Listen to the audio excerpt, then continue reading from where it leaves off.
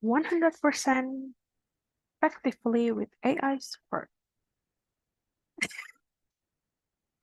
Oh, sorry.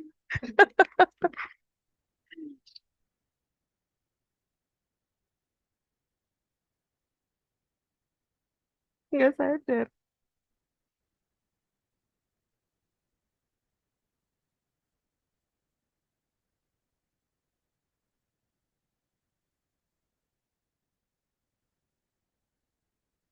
Gue udah, eh,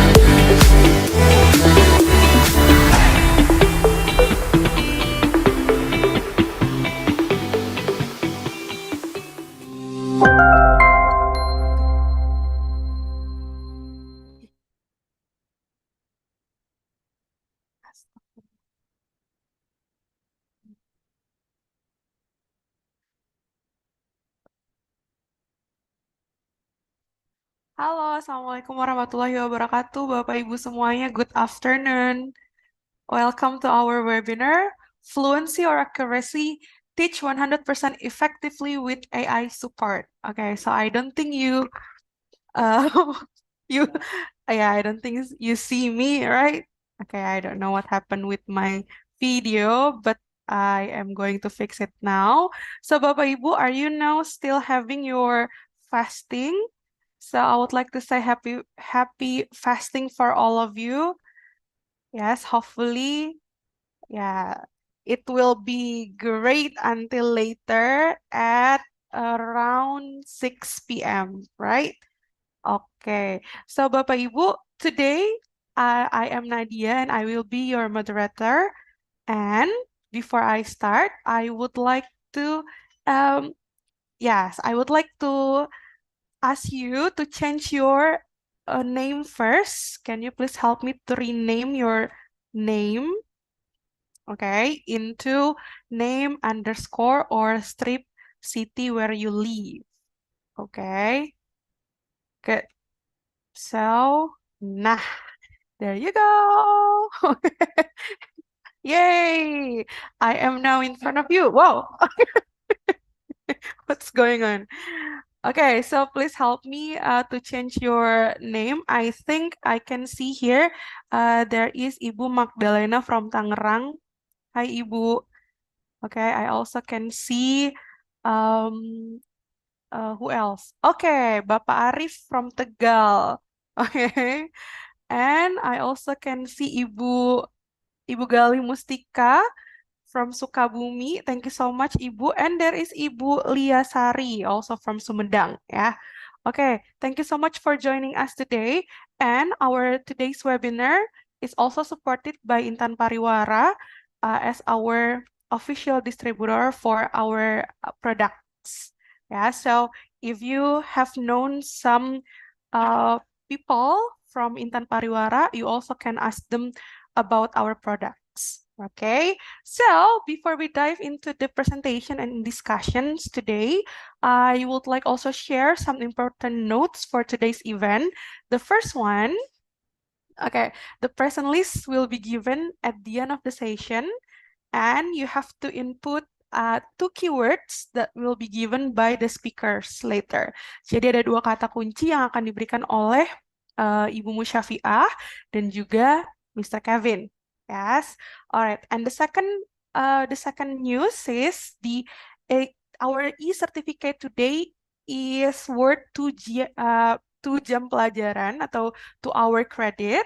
And the e-certificate will be sent to your email if you have filled in the present list that we will give at the end of the session. All right.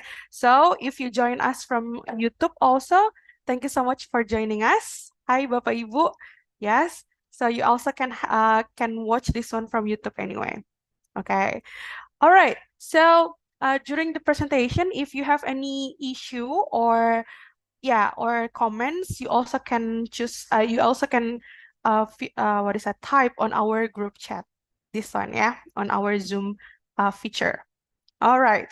So our today's webinar titled Fluency or Accuracy, Teach 100% Effectively with AI Support.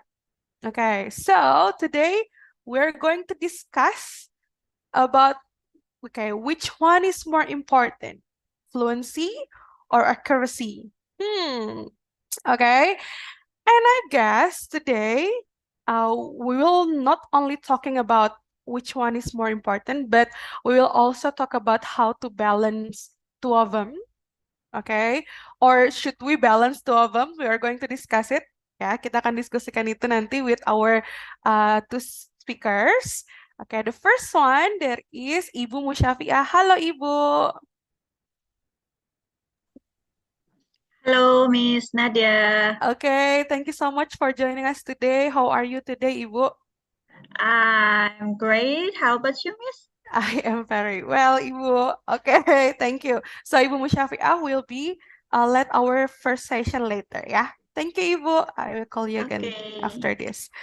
And yes, Bapak Ibu, we have met Ibu Musyafiah before on our workshop as well. So we really like how Ibu Musyafiah discuss and also present not only about the theory, but also some of her best practices in the classroom, which have a very great impact to the students. Okay, because Ibu Musyafiah is also fasilitator pendidikan guru penggerak Bapak Ibu.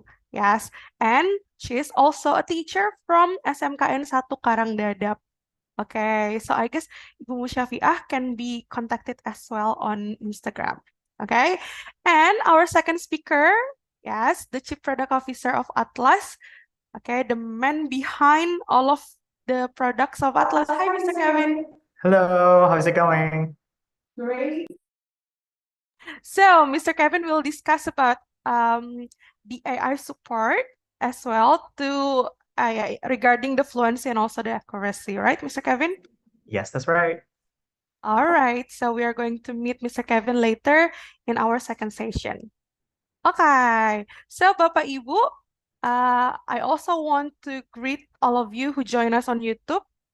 Okay, do not worry, Bapak Ibu, if you will also have the present list later at the end of the session. We will give the link on the YouTube comment. Okay, so if I also would like to remind you to share this moment on Instagram and do not forget to tag us at hi.atlas so that later there will be more teacher out there inspired to continue developing themselves by joining the events like this, right? Okay, now I guess without any further ado, I would like to welcome our first speaker for today's webinar, Ibu Musyafiah. Ibu, the floor is yours. Thank you, Miss Nadia. Thank you, Ibu. Okay. It's an honor for me to be here. Izin share screen dulu. Okay.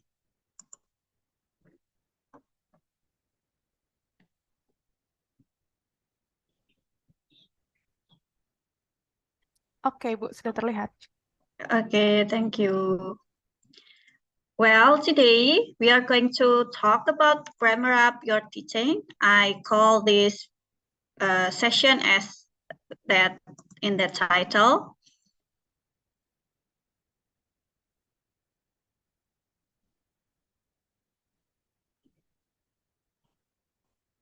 Is it moving or no? No, Not yet, Ibu. no. Okay.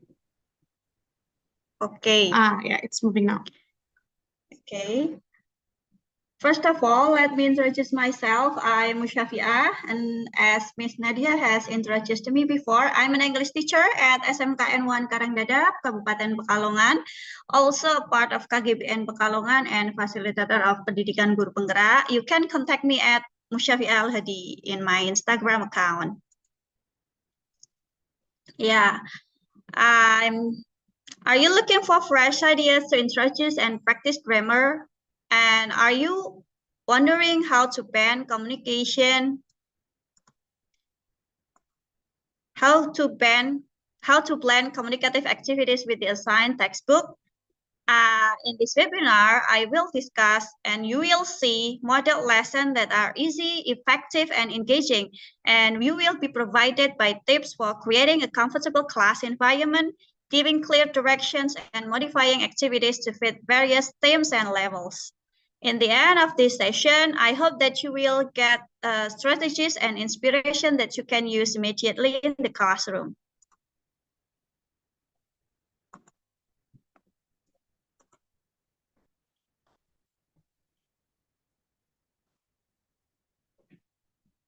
To begin, I'd like you to open yourself up to new ideas. Opening yourself up to new ideas doesn't mean that you need to throw away what you have done well before, but it means that if you find something new here, you can implement that and add it in your classroom. You don't need to throw away the good things that you have done before. And then the next one, when hearing about this session, instead of asking yourself, will this activity work for my class? You can try to ask yourself, how can I modify this idea to make it work for me? And then the last one, remember that your colleagues are your best resource for new ideas and support. So after this, I encourage you to share your knowledge with your colleagues. And then you can get also share your colleagues' knowledge about the workshop that they are joined. The first questions that I want you to answer is, what are the biggest challenges to teach grammar? You can write it in the chat box. What are the biggest challenges to teach grammar?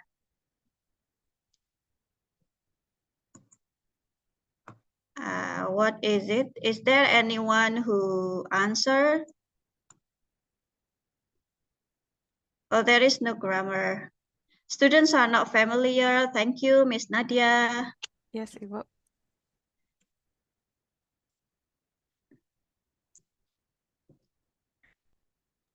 Okay, so Bapak Ibu, you also can write down the biggest challenges to teaching grammar, ya Ibu ya. Okay. Okay, we also see that there Oh, Ibu, yeah. Ibu Desi. From Ibu Desi, the students' basic knowledge in which they don't know at all about the grammar. Yes, thank you, Ibu Desi. What else? Most of the students are still confused with grammar. Yes. Thank you, Dava. Students say that grammar is complicated. Okay, thank you. Students get bored, pattern confusing. Yeah, when we talk about grammar, we talk about pattern, we talk about formula, like just like in maths ya, ada rumusnya gitu ya, kayak matematika.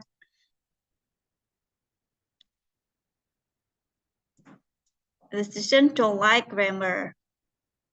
Okay, boring. Yes, thank you for your answers, Bapak Ibu. The challenges that you face is also in my class. Yeah, I face those challenges also in my class.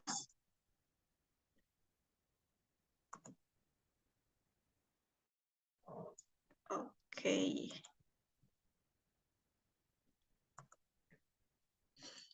When we teach, the first thing that we need to do is creating an objective. In creating an objective, there are three criteria that I usually use. The first one is be specific, and the second one is be reasonable, and then the last one is how will you know when students have reached the objective? These are the criteria that I usually use in my class. And please, in the chat box again, send in an objective for a lesson on simple present tense. Bisa, Bapak Ibu bisa tulis lagi next question-nya. Kita ceritanya mau ngajar tentang simple present tense nih. Kira-kira tujuan pembelajarannya apa?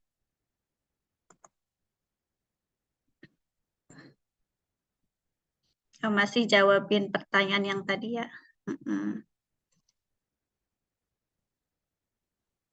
Yeah. I face those challenges also, Bapak Ibu. Descriptive text. Daily routine. Bapak Ibu, I need you to write an objective, yeah. Yeah, thank you. Students are able to describe their daily activity. Yeah, it's an objective. It's not just a sentence or phrase or two words, but in a full sentence. What will you use?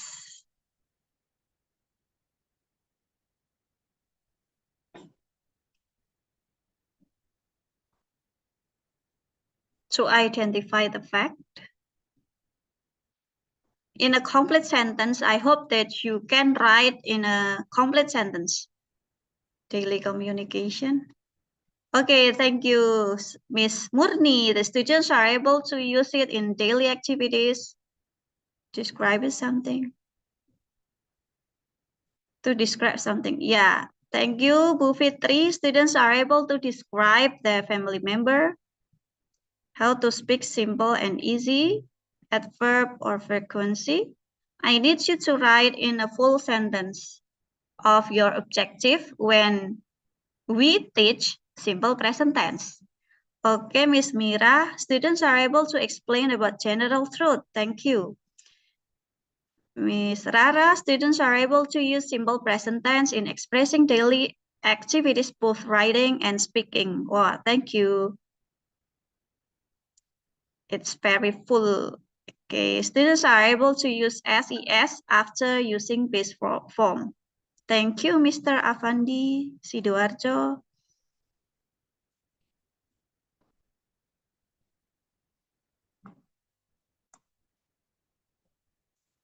Okay, we will go to the next slide.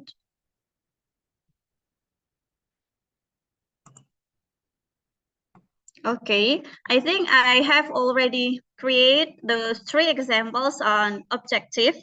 The first one is I will teach the simple present tense.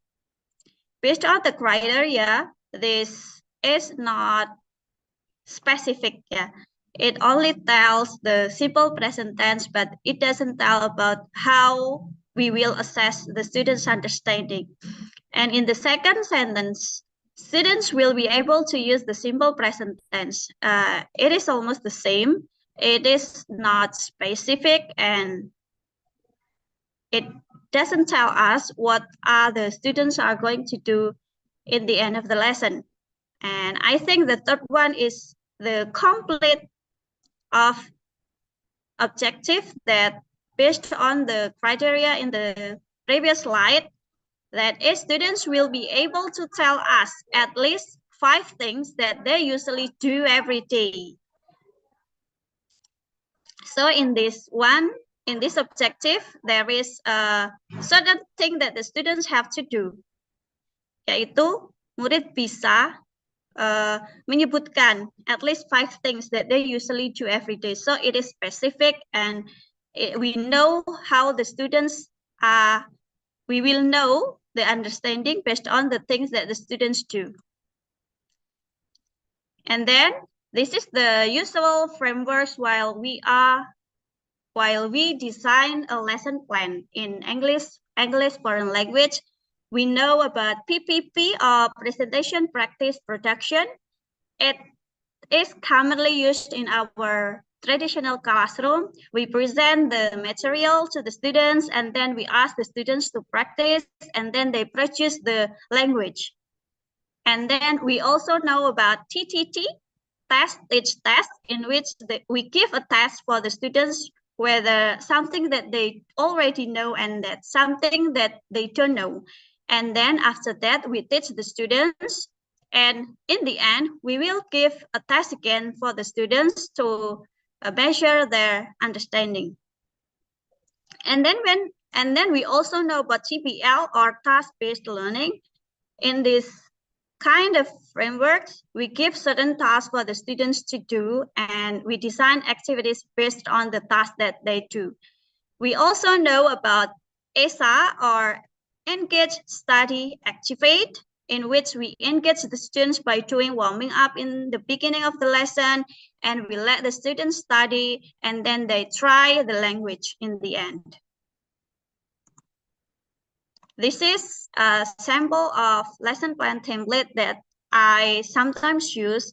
I write the class and the objective and the date and time there, how many times that I need to use, what activities that will be done by the students, and what kind of interactions that happen. Is it students versus students interaction, or teacher-students interaction, and what are the materials?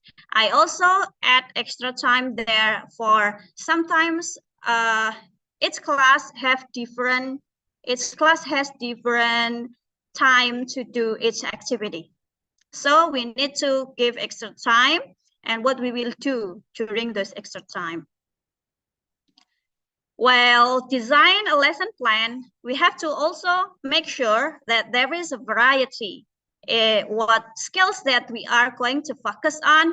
Is it listening, speaking, reading, writing, or all of them?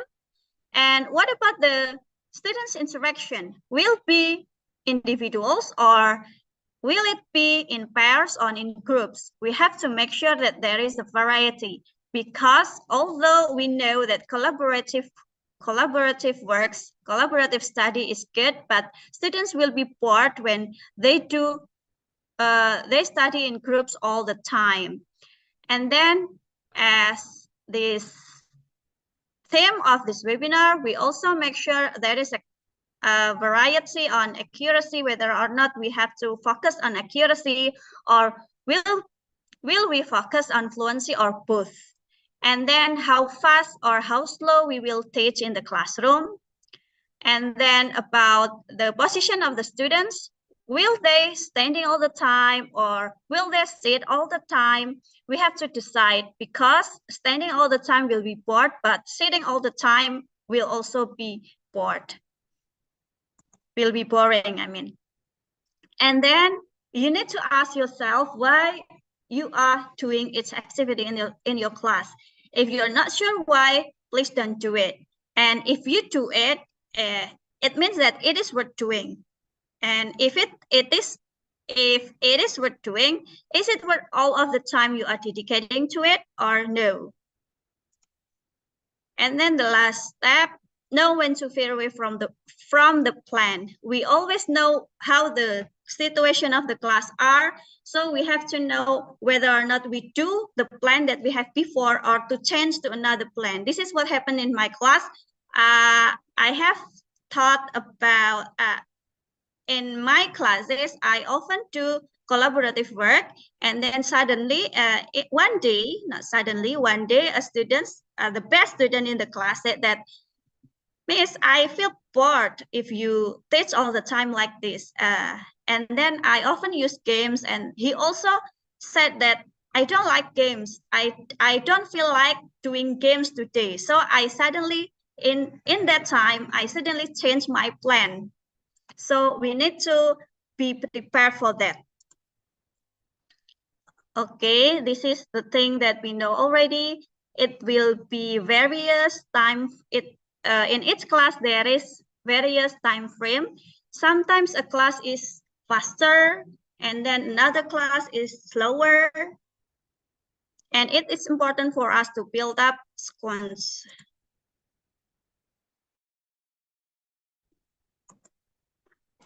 And before that.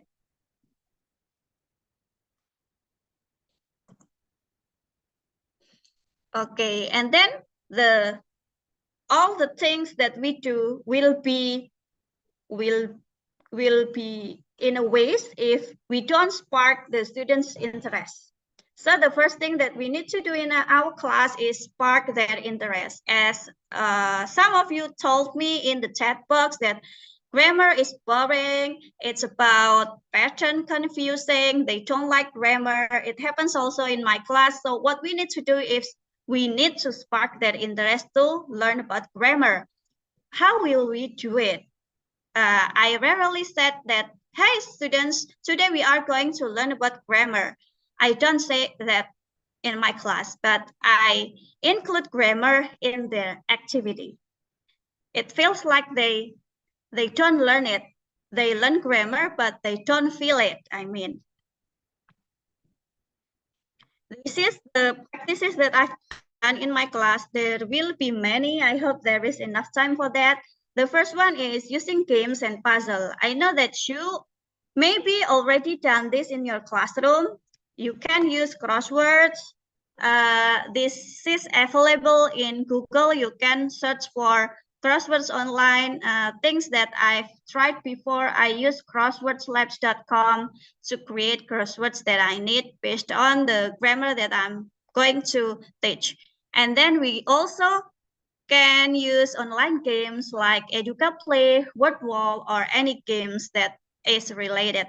And then for offline games, a traditional game, we can use Uno Stacco, or Uno card, in which the students get a word. We can write a word in each box, and the students need to create a sentence using grammar that we know, using grammar that we want to teach, and then they share it in the front for the rest of the class. It can be used in individual or in a group, and it can be in a form of competition. And then we can also use board games. For board games, there are many games that are available in American English Golf.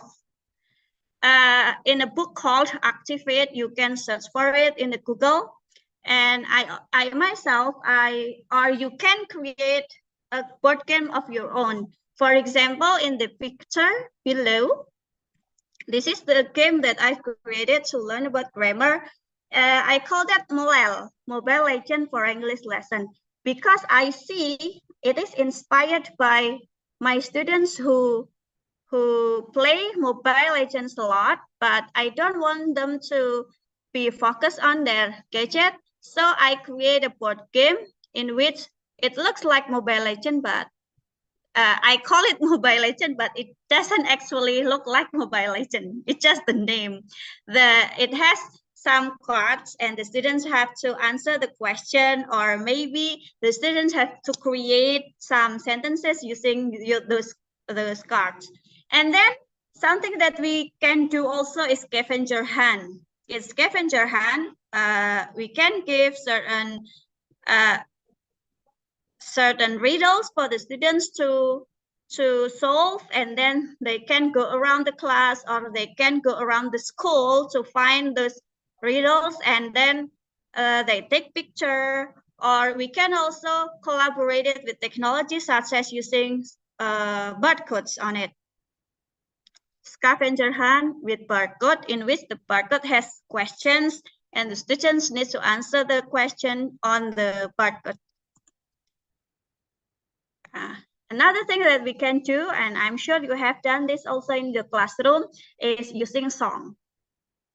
The first thing that we need to do is look for a song with grammar topic that students are going to learn. Example of song to learn about simple present, because today in the beginning of the lesson, I said that we are going to teach about simple present. For example, Just the Way You Are from Bruno Mars, or Marry Your Daughter from Brian McKnight, or Permission to Dance by BTS. Or you can also search for viral or trending sound in TikTok or Instagram that is more familiar with the students. Or you can make a survey about the students' favorite song. This is what I've done. I asked them, there are two activities. The first one is fill in the blank. It is just traditional things to do. I omit the grammar point on the song, the grammar point words in the song, and then the students have to listen and fill in the blank based on what they heard. And then after that, the students analyzing the grammar point in the song, and then write it down all the sentences and change and convert the sentences into positive, from positive into negative or interrogative. And then the second thing that I've done before is using bingo. In bingo, the students get a list of vocabularies on the song. When they hear the word, they have to cross the word. And then if all of the words have finished, then they say bingo. After that activities is done, then the students can analyze the grammar point of the song based on the words that they got, and they can also create a sentence based on the vocabulary list. This is also something that maybe all of us have done before. It is genre-based approach, but I don't often ask my students to read aloud a whole passages. I divide the passage into paragraphs. Yeah. Then each students will get one paragraph, and then they mingle. They try to find other paragraphs, other part of the passage, or other parts of the text. And then after finding all the paragraphs, they arrange the text into good. Arrange the paragraph into a good text, and then they analyze the grammar.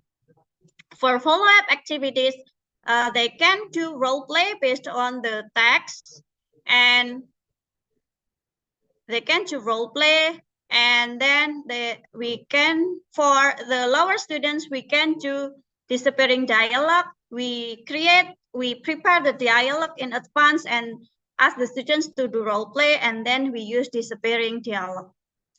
In this role play, for example, I have done in a descriptive text in which the students learned about Ronaldo, the football player, Ronaldo, and then they do role play. The one is become the journalist, and the other one become Ronaldo. They do interview based on the text.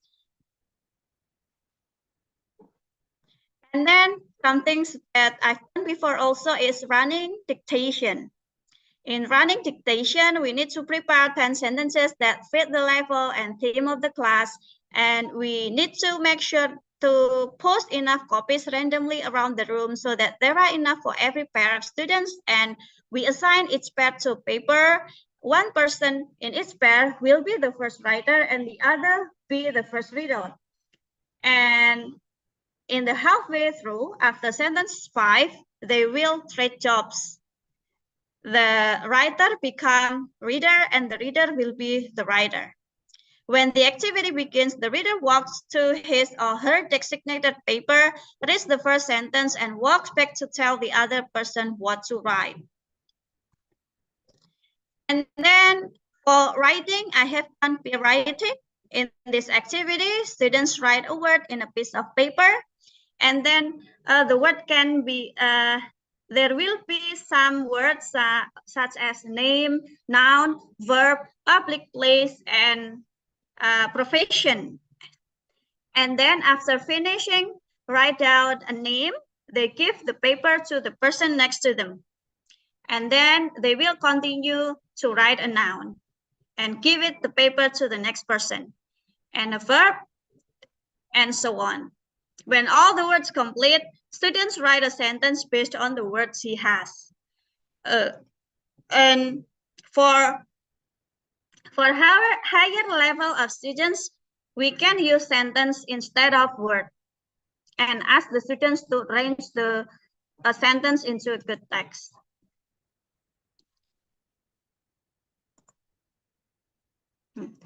We can also do mix and mingle.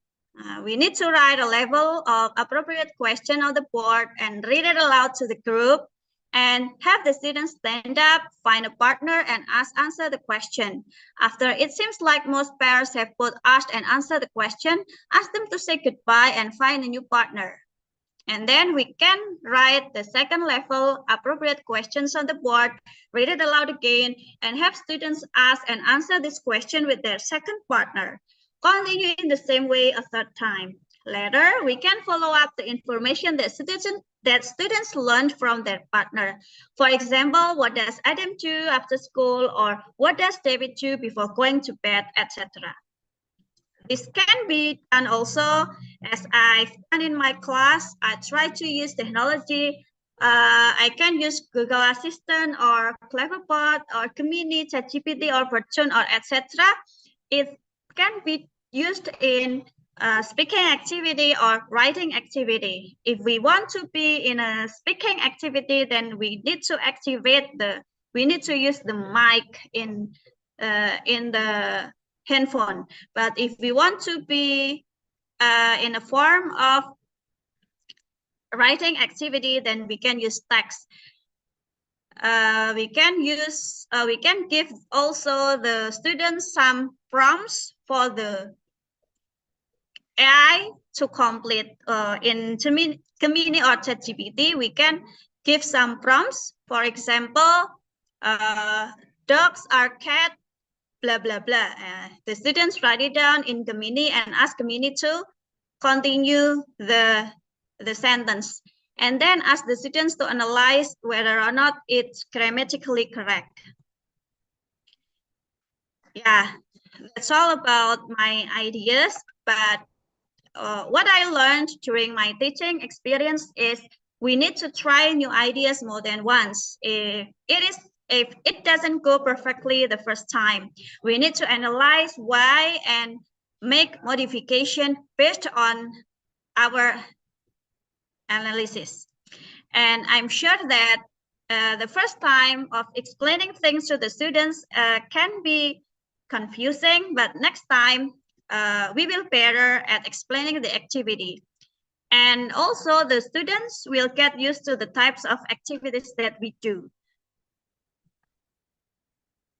In giving directions, make sure that you have everyone's attention. It will go waste if we don't have the students' attention. If there is still some students who are talking by themselves, then it won't be perfect direction. So make sure that you have everyone's attention. And then the next step, give clear and concise step-by-step direction. And we need to model what you want them to do. And also let students know what they should do when they're finished, because sometimes the students don't know when they finish what should they do. And then the last one that we need to do before saying go, we need to ask the students' comprehensions about question before beginning the activity. We need them to repeat once more. So what should you do? I usually ask this question. So what should you do after this? The students answer. And then once more, all strategies won't work if we don't have class management, class management. So I think if we have discipline issues in our class or class management issues in our class, then it won't be perfect again. The lesson, all strategies maybe go for waste again. So what we need to do is we need to apply positive discipline in the classroom, because nowadays we don't use reward and punishment, right? apply positive discipline in the classroom, such as create a classroom agreement in the first time of the meeting, and then we need to review the agreement every time we need.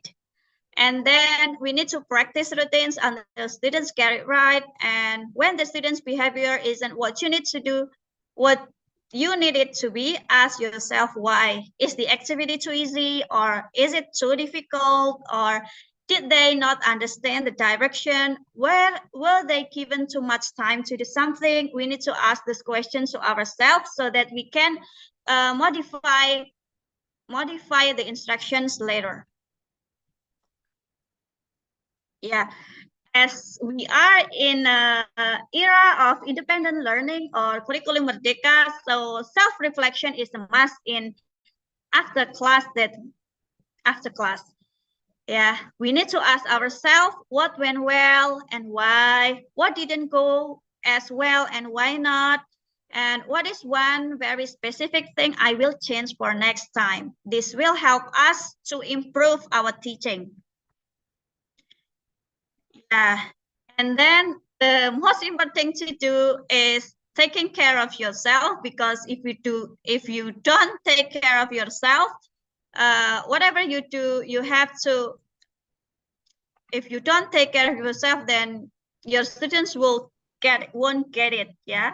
So make sure to make time for yourself, keep things fresh and interesting. Congratulate yourself on all of the excellent work you are doing.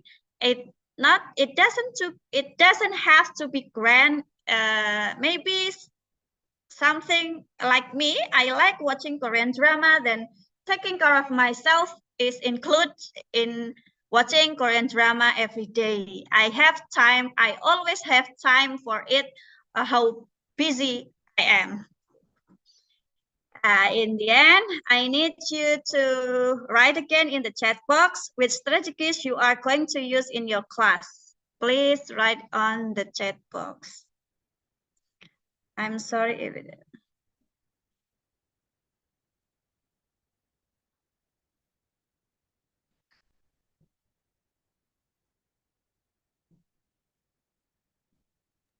Okay, all right, Bapak Ibu, please help us to write down your strategies that Ibu Musyafiah have shared to us.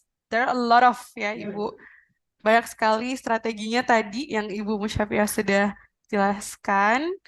Kira-kira which one? Too fast, yeah. Is it too fast, Miss? I'm sorry if it's Oh, too that's fast. okay, Ibu. That's okay.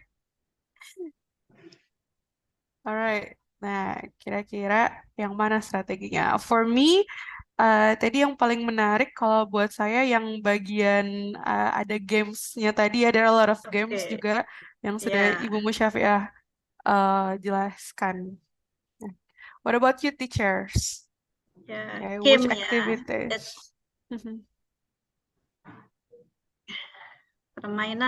Bermain adalah hak segala bangsa. Oh, Mr. Sol, hi. Learning based on game. Yes, game. Mr. Shaw, okay. Learning based on, yeah. Okay.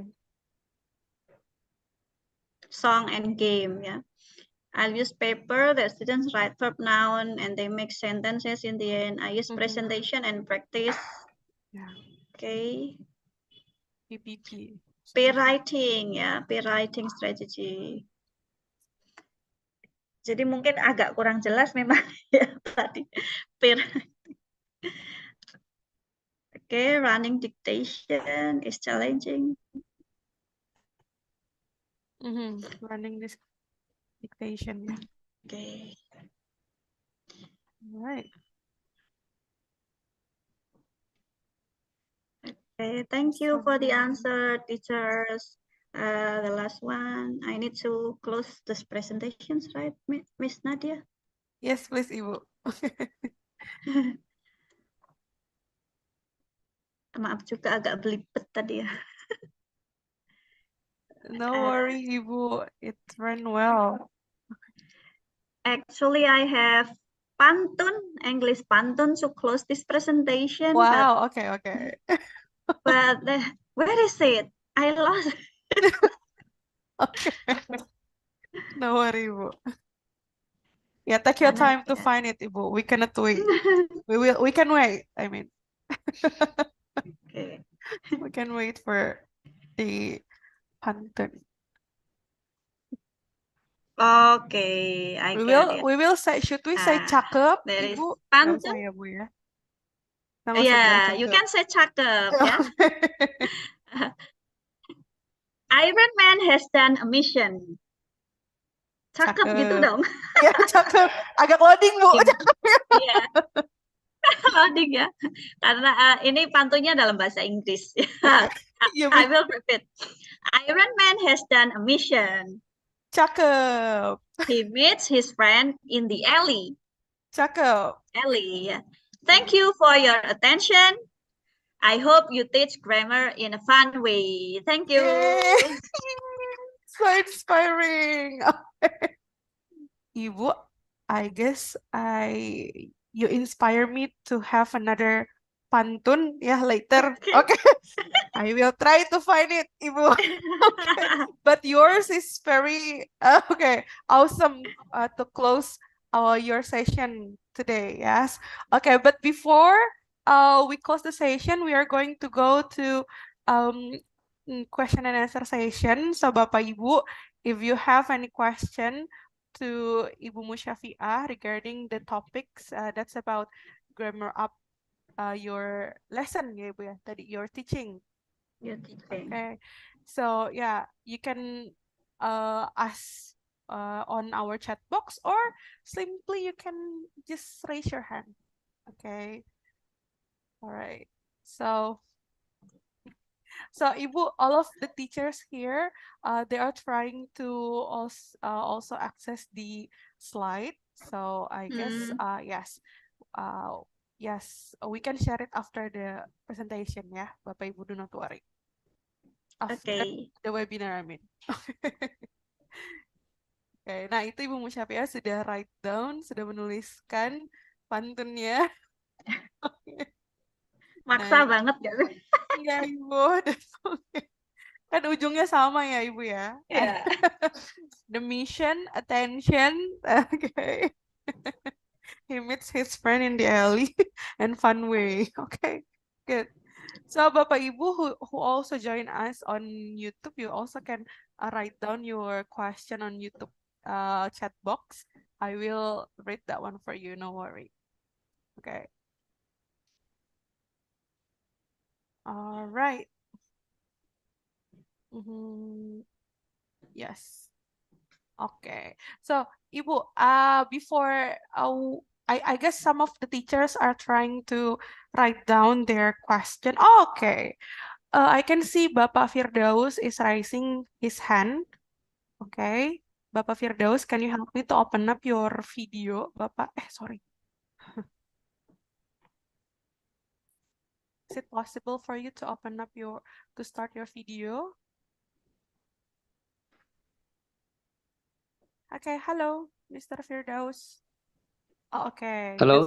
Oh, okay, there you go. Yeah. Right. Is it possible for you to open up your video? Okay. Thank you. Assalamualaikum warahmatullahi wabarakatuh. Waalaikumsalam, Bapak. Okay. I'm sorry, I can't just open my video because due to this is the signal, yeah, the That's fine. unstable signal. Mhm. Yeah. Well, it's very interesting. I get some points. Yeah. I get some points from the explanation that from our speaker. What is who is the dream? I'm sorry, I forget. Ibu Musyafiah? Yes. Yeah, from Ibu Sapia that uh, he gave us the ideas how to teach the grammar through game, song, Mhm. and reading text. Mm. Is it true? Yes. Mhm. Yeah, and then what I'm Yes. going to ask is there any explanation to the students yeah, in this teaching activity. Mm. If there is no explanation, how the students get the understanding? Mhm. Of course, in the game, for example, we give the game, the running game, or etc. If the students do not get the explanation from the teacher, um, maybe they don't understand. Um, for example, using the verb, yeah, the verb, which one using s or es, and then the negative sentence when they want to. Okay. Where's Bapak Firdaus? Are He's we gone. okay? We lost him. Yeah, that's okay. But I guess I can what is that? I can get the question, but I think we are going to answer it when yeah, he comes back here, I guess, right? Okay, there you go, Bapak Firdaus. Yes, we actually got your question, Bapak. So, Bapak Firdaus asking about how can we help the students to get the ideas or the lesson about grammar itself when we teach the grammar or when we teach, yeah, the grammar using games and also using the songs. So Ibu Musyafiah, how do you usually manage what is that, the activities? Yes, and also combine the fun ways, but at the same time they also get the main topic and also the knowledge about the grammar itself. Yes, Ibu, please. Do you want to answer it right now or we collect the Okay. question first? Okay, I will answer it directly, Miss Oh, okay. Nadia. Okay, please, Ibu. If I'm not mistaken, something that I got from Mr. Firdaus' question is in reading text. Yeah, in reading text. Am I correct? Is there any explanation to the students in the activity? Of course, there is explanation, but in the form of direction. Jadi bentuknya perintah ya, bentuknya perintah. Misalnya untuk reading text itu saya kan tadi ya, I let the students know about the vocabulary first. Jadi kosakatanya saya kasihkan dulu sama artinya gitu, supaya nantinya mereka lebih gampang memahami isi bacaannya. Kemudian kan tadi satu teks itu saya bagi ke beberapa paragraf, nanti dibagikan ke muridnya. Kalau udah habis itu perintah ya, jadi bentuknya instruksi-instruksi. Jika sudah selesai, nanti mereka cari bagian yang lain. Kalau sudah kemudian di arrange kan into the text. Kalau udah habis itu baru analyzing the sentences. Kira-kira ini isinya apa ya? Using question ya, students answer the question, what is the text about, what kind of text is it, itu jenis teks apa kira-kira. Kalau misalnya descriptive text kayak Ronaldo itu kan kelihatan, oh ini teks isinya tentang Ronaldo.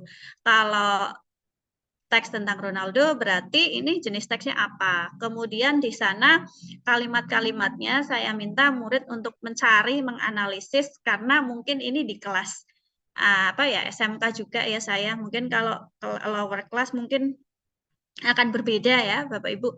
Kalau di tempat saya anak-anak kebetulan semuanya punya HP, jadi mereka punya akses teknologi sehingga ketika ada ini gitu mereka bisa langsung cari di HP. Nah, nanti tugas saya tinggal konfirmasi aja jawaban mereka. Mereka cari tahu di HP, ini berarti kalau ciri-cirinya kayak gini, berarti kata kerja keberapa atau jenis tenses apa. Biasanya jenis tenses itu kan akan ketemu ketika jenis teksnya udah tahu. Misalnya deskriptif nih. Deskriptif pasti dia pakainya simple present gitu. Mereka kalau cari deskriptif teks udah ketemu simple present. Kalau udah ketemu simple present akan tahu bahwa itu kata kerja pertama. Gitu sih kalau yang saya lakukan. I hope it's answer the questions. Okay, thank you so much, Ibu Musyafiah. Yeah, I think it is clear, right, Bapak Firdaus? You also can give any comments or feedback on our chat box. That's okay. So Ibu, we also have a question from Ibu Siti Samadia. Okay, can you please give some kind of perhaps your the activities that you have done when you teach passive voice? Wow, okay. It's challenging, Oh, right, Ibu? What do you think? yeah, really challenging. Passive voice is really hard to teach when Yeah, my students when the students is still hard to get the base form ya. Kalau base formnya aja yeah, belum paham, passive voice itu akan mhm, susah sekali. exactly. Something that I've done, ini pakai song juga. Saya lupa lagunya karena sekarang udah nggak ngajar passive voice. Oh, I guess we the I use students get song. passive voice itu di kelas 3 or 2 ya, Bu? Sekarang di saya sudah nggak ngajar passive voice lama Oh, sekali I saya. see. Tapi Okay. dulu saya pakai lagu. Uh-huh. Lagunya itu untuk ngapalin bahwa uh, passive voice itu berarti apa ya? Saya lupa nih, saya lupa lagunya. Nanti Okay. saya ingat-ingat dulu. Yeah, that's okay, Bu. Ya, ada lagunya dulu saya ngasih tahu. Ya, kalau passive voice belum pernah Passive voice. pakai lagu, maksudnya yang kayak tadi analisis, tapi bisa juga sih dilakukan. Pernah ketemu deh passive voice itu di teks di kelas 11, tapi jumlahnya kecil sekali. Sama sih caranya kayak yang tadi pakai reading, kemudian murid cari kata kerja, kemudian di situ kebetulan nemu ada beberapa passive voice. Mereka salah mengira karena itu pakai kata kerja kedua atau ketiga kan ya berakhiran ed, akhirnya mereka salah ngira bahwa itu bukan akhirnya salah ngira kalau itu adalah simple past tense gitu. Nah, itu di situ akhirnya saya nerangin tentang passive voice. Jadi sama kayak yang tadi sih, yang pernah saya lakukan sama ada lagu itu satu, tapi saya lupa lagunya. Okay. Yeah, that's okay, Ibu. Actually, yeah, we also suggest many songs in each unit in our books anyway. So perhaps later, yes, teachers, you also can take a look at to that one. So, Ibu, I also would like to read the question from Mr. Darwoto from YouTube. Okay, so Mr. Darwoto is from, okay, yeah, okay, Mr. Darwoto doesn't include his city, that's okay. So he asked about PPP, Ibu. So in what grade we can implement PPP? So yeah, PPP stand for, what is it? Practice, produce. What is the first one? Present. Oh, present. Okay. And so would you like to explain more how to implement PPP in the class? Okay. So yes, Ibu, perhaps just in a brief one, because yeah, it's going to take a long time. Okay, please, Ibu. Actually, PPP is just like our traditional classroom. Ya, kan sama kayak kita ngajar aja sih. Kalau PPP itu kan kita biasanya kalau pakai buku teks itu kita present dulu materinya gitu. Oh, ini grammar. Kemudian habis itu kita minta murid untuk berlatih dengan grammar yang sudah kita ajarkan tadi. Kemudian mereka menghasilkan kalimatnya sendiri. Itu sebenarnya PPP. Oh, I see. Ya, Okay. gitu aja sih. Jadi Uh-huh. malah kayak ya pembelajaran biasanya kita. But perhaps the portion of the activities mungkin ya Bu ya yang kayak kalau Iya. produce-nya because jadi kayak triangle gitu, right? So jadi mungkin agak lebih panjang gitu. If it is traditional one, mungkin penjelasannya somehow kita biasanya kelewat gitu ya. Dulu tuh penjelasannya lebih panjang gitu waktu Iya. present-nya. Okay. Nah, Iya, mungkin iya, iya. sekarang in this Biasanya part, presentnya panjang gitu ya. exactly. Terus kayak sampai lupa waktu tuh Bu. Padahal sebenarnya the most important one adalah when the students try to produce and also present, right? Yes, that's right. Okay, so there's also question of no, it's not question. Bapak Cecep is raising his hand, and you know what, Bapak Cecep, your hat is very cool. Okay, I really like. So Pak Cecep, Couldn't please. agree more. Yes, right, Ibu. Okay, please Pak Cecep. You can try to unmute uh, yourself. Nah, there you go. Okay, please Pak Cecep. Okay, good afternoon, madam. Good Good afternoon. afternoon. Good Okay, afternoon. how are you today? How are Great, you? Baik, great, Mr. Bapak. Cecep. Okay. Okay. Thank you for your explanation, yeah, about the teaching grammar, Miss Mrs. Musapia, yeah, Musapia. Uh, but I'm still wondering the teaching of genre-based approach, yeah, how to teach grammar by using the method of GBA, genre-based approach. Yeah, it is in SMK. Yeah, but I teach in junior high school. Yeah, I teach in junior high school one Kuningan class 9, and you know that the condition of the student in SMP is rather different from student in SMK or SMA. Yeah, because the junior high school students still younger than student in SMA. So maybe you have experience, yeah, to teach grammar by using Yes. GBA, yeah, especially teaching maybe present tense or teaching present continuous tense, yeah. Okay. Uh, and then the how to make the student interesting, yeah, when I use GBA, yeah. So they are interested, yeah, in learning English from me. Yeah. Okay, thank you, Miss Okay. Musab, yeah, thank you. Okay, thank you so much, Mr. And Cecep. Miss Okay, Nadia too. thank you. Yeah. Yes. All right. So, Mr. Cecep asked about the genre-based approach and also how to try to make the lesson more interesting, especially when it comes to grammar. All right. So, Miss Musyafiah, please. This will be the last Okay, question, I guess. okay. Thank you. Can I already remember the song, the passive voice song. Oh, the Can I? passive voice. Okay, Okay, what is that one? Okay. before answering Mr. Cecep's question, Okay, can I? please. Boleh ya? Please, Ibu. Jadi dulu itu ketika ngajar passive voice, saya pakai lagu ini. Ini sebenarnya bukan dari saya juga. This was from my teacher during high school ya. Wow. Ya. That's quite Jadi long lagunya gini. time ago. Passive voice. Oh, bukan. No, I'm sorry. It's not this one. Nggak Oh, jadi, nggak jadi. okay. Yeah, that's okay, Bu. Maaf, We are bukan so ini. ready to listen to Ya, your oke. voice anyway. Nggak jadi. Salah ingat Okay, bukan okay. ini. That's Ini okay. reported speech, bukan passive voice. Wow. You also have the song for reported speech, Ibu? Yes, Wow. reported Okay. speech. Oke, Mr. Cecep aja ya. Yes, Maaf. please, Ibu. No worry, that's okay. Tadi ya, what I've done in my class is I use potongan paragraf tadi ya. Jadi misalnya ngajar genre kan bisa aja deskriptif kalau SMP ya.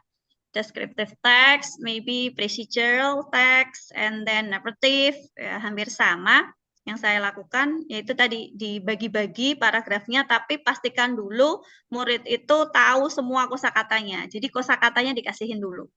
Kosakatanya dikasihin, pakai media juga, bisa pakai LCD atau pakai card, tergantung ketersediaan media di tempat Bapak. Kalau di tempat saya, alhamdulillah ada LCD, jadi biasanya saya pakai LCD, saya introduce the vocabularies first. All of the vocabularies are maybe the vocabularies that my students don't know, and then after that, it's a drill ya, and then I try to use it in a sentence, in a picture gitu ya. Saya kasih gambar dulu. Ini menggambarkan vocab yang mana. Habis itu kalau udah kita pastikan murid itu tahu kosakatanya artinya apa, baru masuk ke yang steps tadi. Dibagi ke paragrafnya, paragrafnya dikasihin murid, murid nyari bagian lain, jadi kan mereka nggak hanya duduk diem gitu. Ini kerasa nggak baca, tapi kayak nggak baca, nggak kerasa bacanya karena mereka itu ya harus cari bagian yang lain. Otomatis mereka baca dong. Kalau habis ketemu mereka juga harus ngurutin. Jadi dipaksa baca padahal nggak baca. Dipaksa baca aja gitu. Padahal nggak disuruh baca, saya nggak nyuruh baca. Kemudian habis itu baru itu suruh nyari itunya grammar point-nya apa. Atau bisa grammarnya dikasihkan dulu kalau untuk anak SMP yang nggak bisa akses teknologi ya. Kalau di tempat saya kebetulan kan tadi saya katakan bahwa semua anak punya HP. Kalau nggak ada kuota, ada WiFi sekolah yang bisa dipakai. Jadi itu agak lebih mudah untuk SMP yang mungkin muridnya nggak boleh bawa HP, bisa aja kita kasih tahu secara singkat. Misalnya nanti kita itu mau cari tahunya simple present nih di teks ini. Kemudian ciri-ciri simple present tuh ini nih, kata kerja pertama. Begitu sih. Kemudian bisa dilanjutkan dengan kegiatan-kegiatan tadi kayak role play atau kalau untuk anak segitu kan mungkin kalau sudah bisa create their own dialog ya mereka bisa bikin dialognya sendiri. Kalau belum berarti kita prepare dulu dialognya baru mereka bisa role play dan kita bisa gunakan next step-nya yang disappearing dialog. Mereka kayak ngafalin dialognya gitu. Oke, Ibu. So, actually, ya, tadi cukup menjawab semuanya karena tadi pertanyaannya juga ada tentang interesting part. Mungkin interesting part-nya adalah momen siswanya itu mencari paragrafnya itu ya, Bu ya. Because some students itu benar-benar suka yang kayak ada challenge gitu, Iya. right? Mm-mm. Jadi ketika mereka merasa ter-challenge, nah langsung, wah tertarik nih gitu. Iya. Atau bisa juga pakai running dictation itu juga bisa. Yang Oke. tadi running dictation. Betul, yang running dictation. Atau ada lagi paragraphs on the wall gitu. Pakai scavenger hunt juga bisa. Jadi teksnya instead of we are giving the text, we ask the students to scan a barcode gitu ya.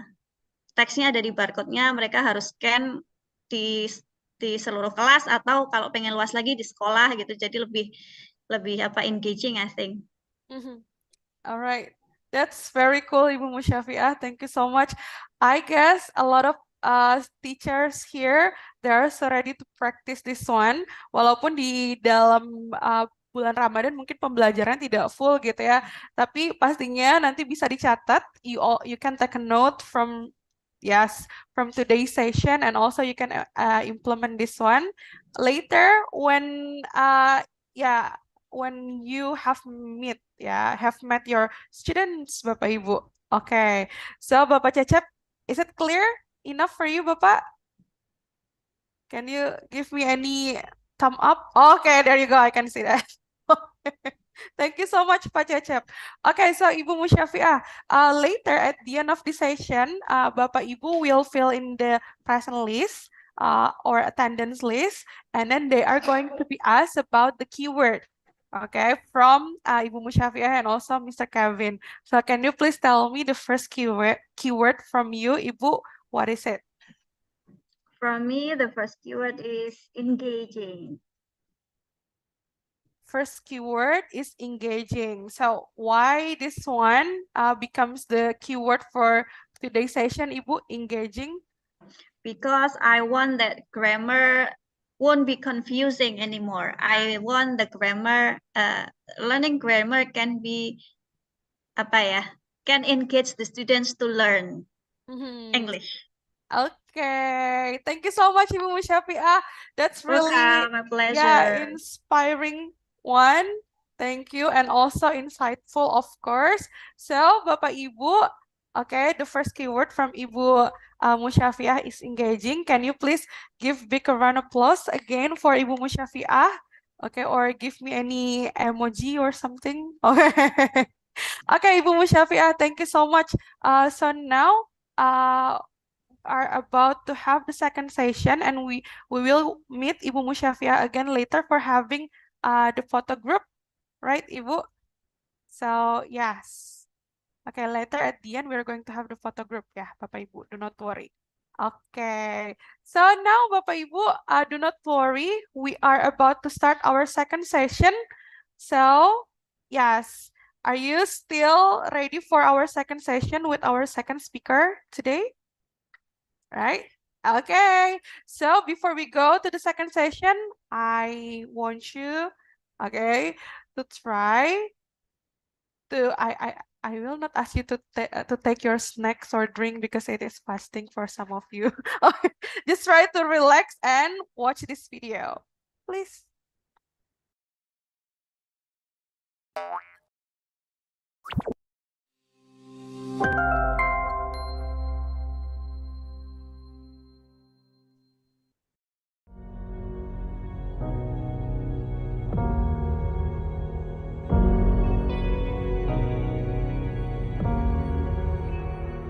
Lesson plan-nya sangat-sangat bagus sekali, sangat membantu sekali. Karena memang juga jelas ini bagian mana partnya mana, misalnya menyimak atau berbicara. Dengan LMS ini sangat-sangat terbantu. Itu selalu, anak-anak selalu minta, begitu masuk, hari ini Mister jadwalnya Atlas. Saya bilang, iya, oke. Terus boleh nggak 10 menit di awal kami main penguin. Dia mainnya tidak hanya di sekolah, tapi di rumah juga dia main. Karena dia sangat ini sekali, menyenangkan sih menurut saya.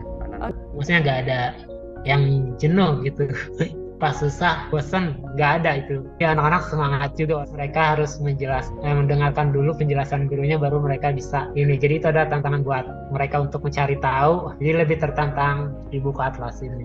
Terlebih lagi kalau di buku itu kan kita tahu gambar-gambarnya menarik.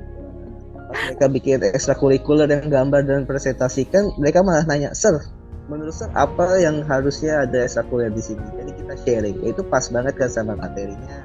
Saya gunakan juga sebagai buat speaking test mereka.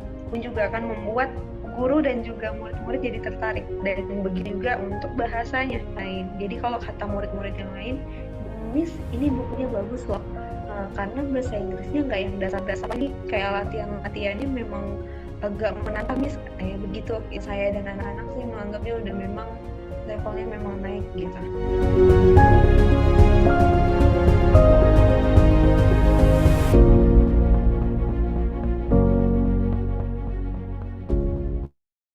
Alright, Bapak Ibu. Now we are going to have our second session with our second speaker. Now I would like to call directly our second speaker, Mr. Kevin. So Mr. Kevin is the Chief Product Officer of Atlas. Now I guess today he's ready, right, Mr. Kevin? Yes, I'm ready. Thank you so much, Miss Nadia. All right. So, hello, everyone. Nice to meet all of you. If you haven't met me before, if you have met me, then it's good to see you again. I think I'm seeing some familiar faces. I've seen Pa Mustafa. Thank you for coming to a lot of our webinars. And I think some other teachers there too. And I think today's first session was really great. Thank you so much, Bu Mushafi'ah. We learned a lot, and they're all very practical. And I wish I were still teaching, that I would like to apply all of them into my teaching as well. And Miss Erna is here. Hello, Miss Erna. Good to see you again. Very nice. So for my second session, I'll try to make it not too long because I think most of the things have been discussed by Mushafi previously. So for my part, I think it's more about understanding the difference between fluency and accuracy, as well as maybe putting technology into our utility, how we can actually use it in our teaching. And do not worry, I'm seeing a lot of people in the chat asking like, will we be given the materials, or it's a bit too fast? It's better if we have the materials. We will send all the materials to you, so don't worry. And for my part, there will be a lot of text as well, but the purpose is so that when you see the materials later, you can revisit and you can also relearn it again. Okay, so don't be worried, don't be anxious about seeing all this abundant materials, because they're meant to help you in the long run. Okay, so let me share my screen right now. So as I've mentioned, so for today's session, I will be talking about the difference between fluency, accuracy, how we can actually approach them, and some interactive approaches for all of you here who are language educators. Okay, all right. So a little bit about myself, if you haven't known me before, as Ms. Nadia has mentioned previously, I'm the Chief Product Officer at Atlas here, and I have graduated from University of Southern California with a Bachelor of Science in Business Administration. And a little bit about my experience, I was the Director of Studies at English First, and I have been teaching English since 2018, and I've been in charge of developing teachers, whether it's existing also as new teachers as well, and also ensuring their academic excellence. And the last one is I had been teaching students from the age of 3 years old to adults as well. So just a little bit of background. Okay, so for today's agenda, as I have mentioned, I'll be talking about what fluency is, accuracy, and what happens, what are some, I would say, drawbacks if we choose one over the other, if we choose fluency more in accuracy or accuracy more than fluency, and language acquisition overall, and some different ways of teaching grammar, which have been touched a little bit by Mushafi'ah previously.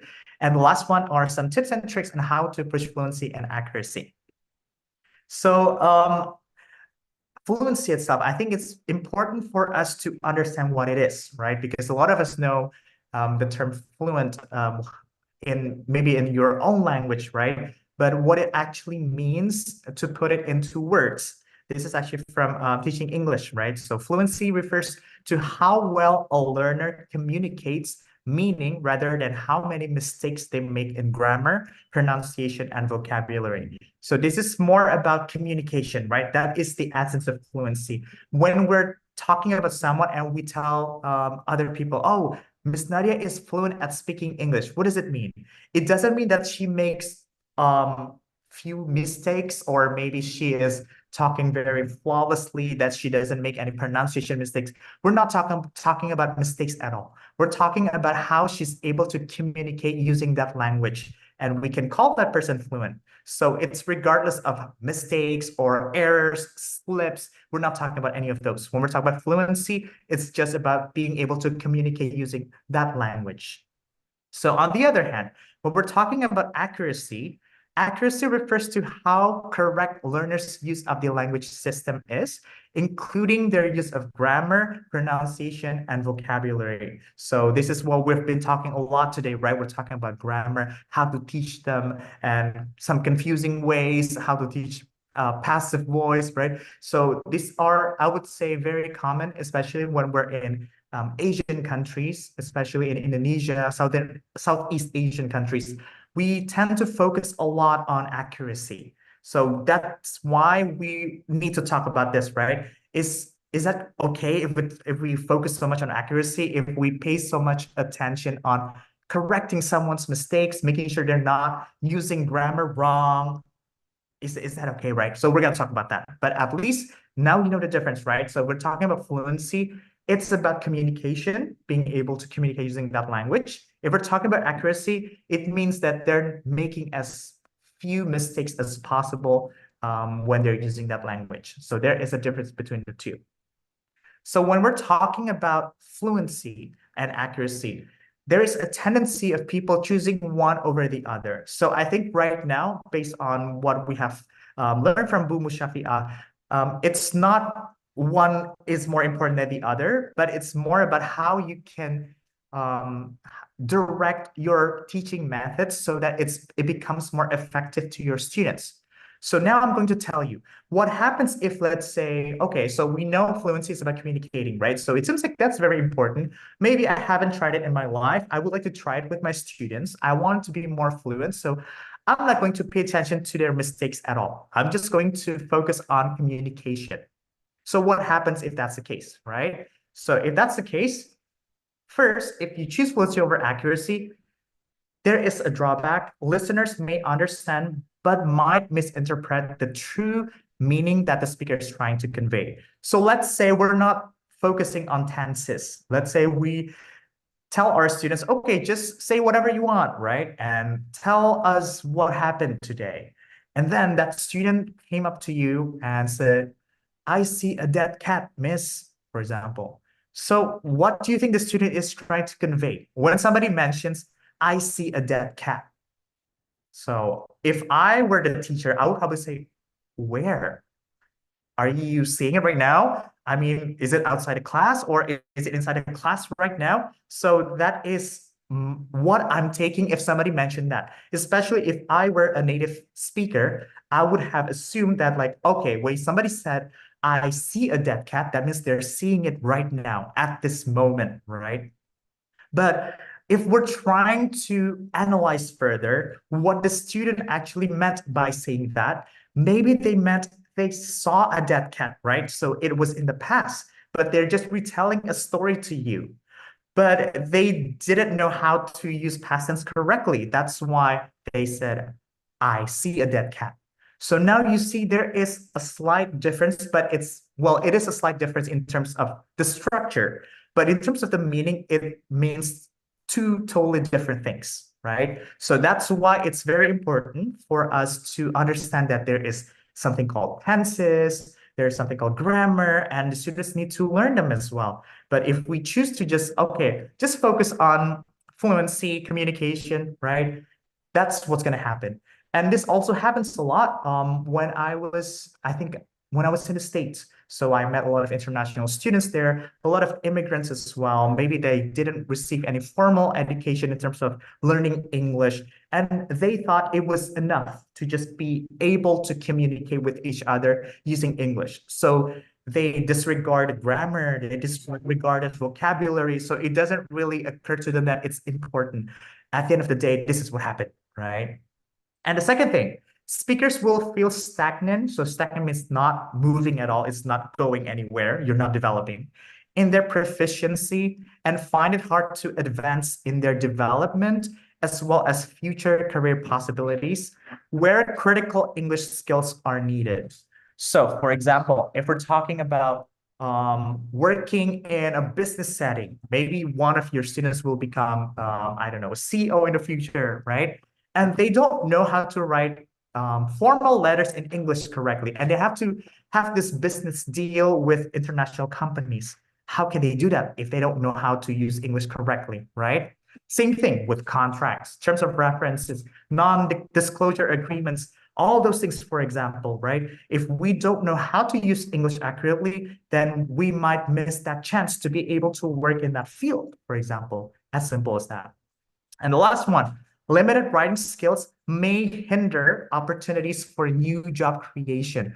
Let's talk about jobs that have been created in the past 5 years. Now we have, what is it called? Influencers, right? Content creators, cyber workers, cybersecurity, whatever it is, or remote workers. So they're all working and they need English writing skills. So imagine if they don't have good enough writing skills, they won't be able to work proficiently with these, I would say, works, right? So for example, let's say if you are a cybersecurity, as an IT person, you have to always be updated with the most current updates, any updates, right? So you can protect your system.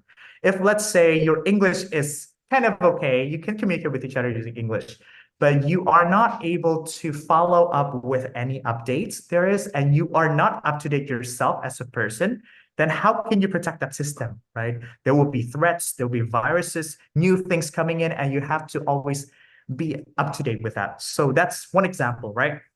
Or let's say if you want to be a remote worker because you think, well, I want to gain extra money because if I work, let's say abroad, then I can get what is that called? Like difference in the currency and I can get more money, right? But your English skill is kind of okay. And you are competing with other international workers out there, maybe people from India, people from Malaysia, Singapore, who speak English more accurately. Maybe we're not talking about fluently, we're talking about accurately, right? So fluently, maybe you are fluent, you can communicate because you have been exposed to English all the time, but you cannot use it accurately, then how can we win the competition? It's getting harder, right?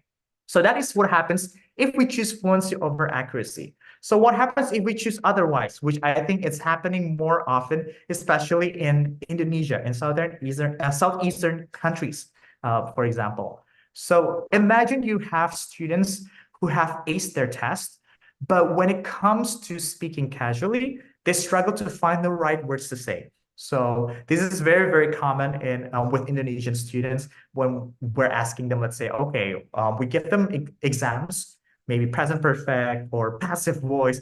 They answer it perfectly. Okay, that's great. And as teachers, we feel accomplished. Yeah, so they have learned something from me, right? Say they get 100% in their exam. That's good. Very nice. But then when we ask them to, let's say, to communicate, maybe there is a native speaker out there and they try to speak English, then they can't really do that correctly, right? Or maybe they can't do it fluently, they can't communicate as well. So maybe that's because they focus so much on the accuracy and not as much on the fluency. And that is one tendency that might happen. The second one, words that are chosen might not be words that are commonly used in day-to-day conversations. Imagine watching a show on a streaming service, and when you turn the subtitles on, you see words in your own language. So let's say we're talking about bahasa, right? That you wouldn't commonly use. So let's say, I don't know, there is some word out there and you like, what is that? Even as Indonesian speakers yourself, you don't know what that means. So that is what happens if we focus so much on accuracy and not fluency, because we get used to just understanding word by word, structure by structure, but we neglect the fact that people are using the language differently when they speak, right? Or when they are using it naturally, not in an education setting, not when they are learning in class, because it's totally two different things, right? And they're not used to that.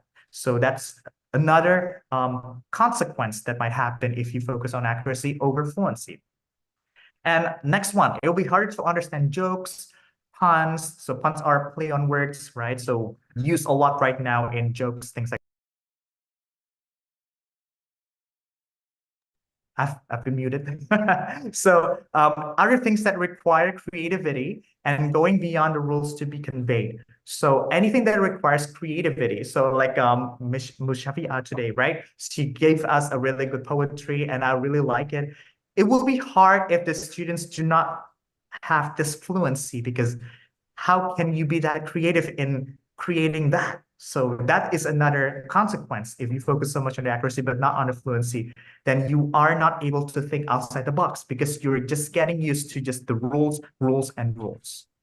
The next one, there might be fear of making errors, thus inhibiting communication from happening smoothly. Because if we focus on accuracy, then we are so afraid of making mistakes. Maybe let's say, what is the past tense of run, ran? Okay, so yesterday I ran, but let's say I want to say today I have ran or I have run.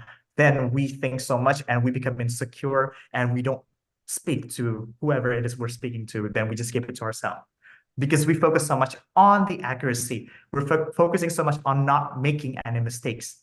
And that will hinder the communication you have with another person in that language.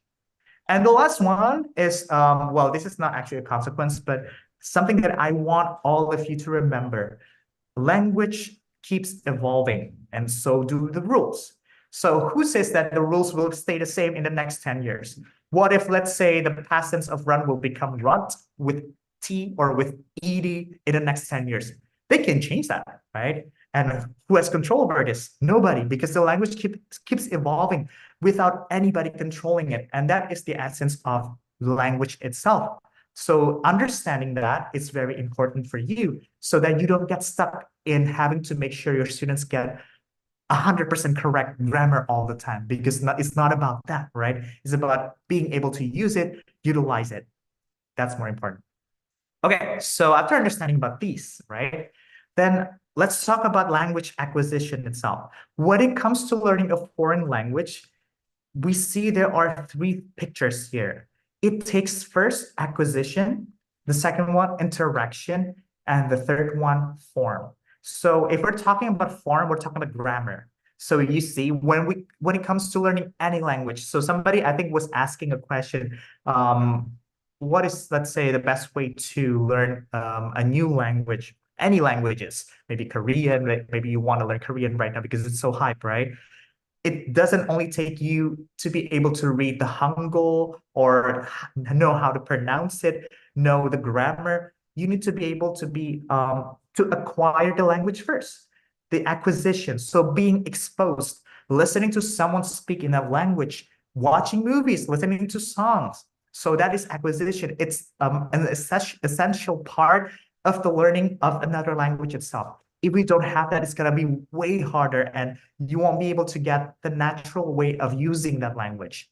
The second one, interaction, because acquisition was more receptive, right? We're receiving information. Interaction is about using it when you're speaking, when you're writing, so producing the language itself. Then the last one is the form. So it takes all these three to be able to learn a foreign language.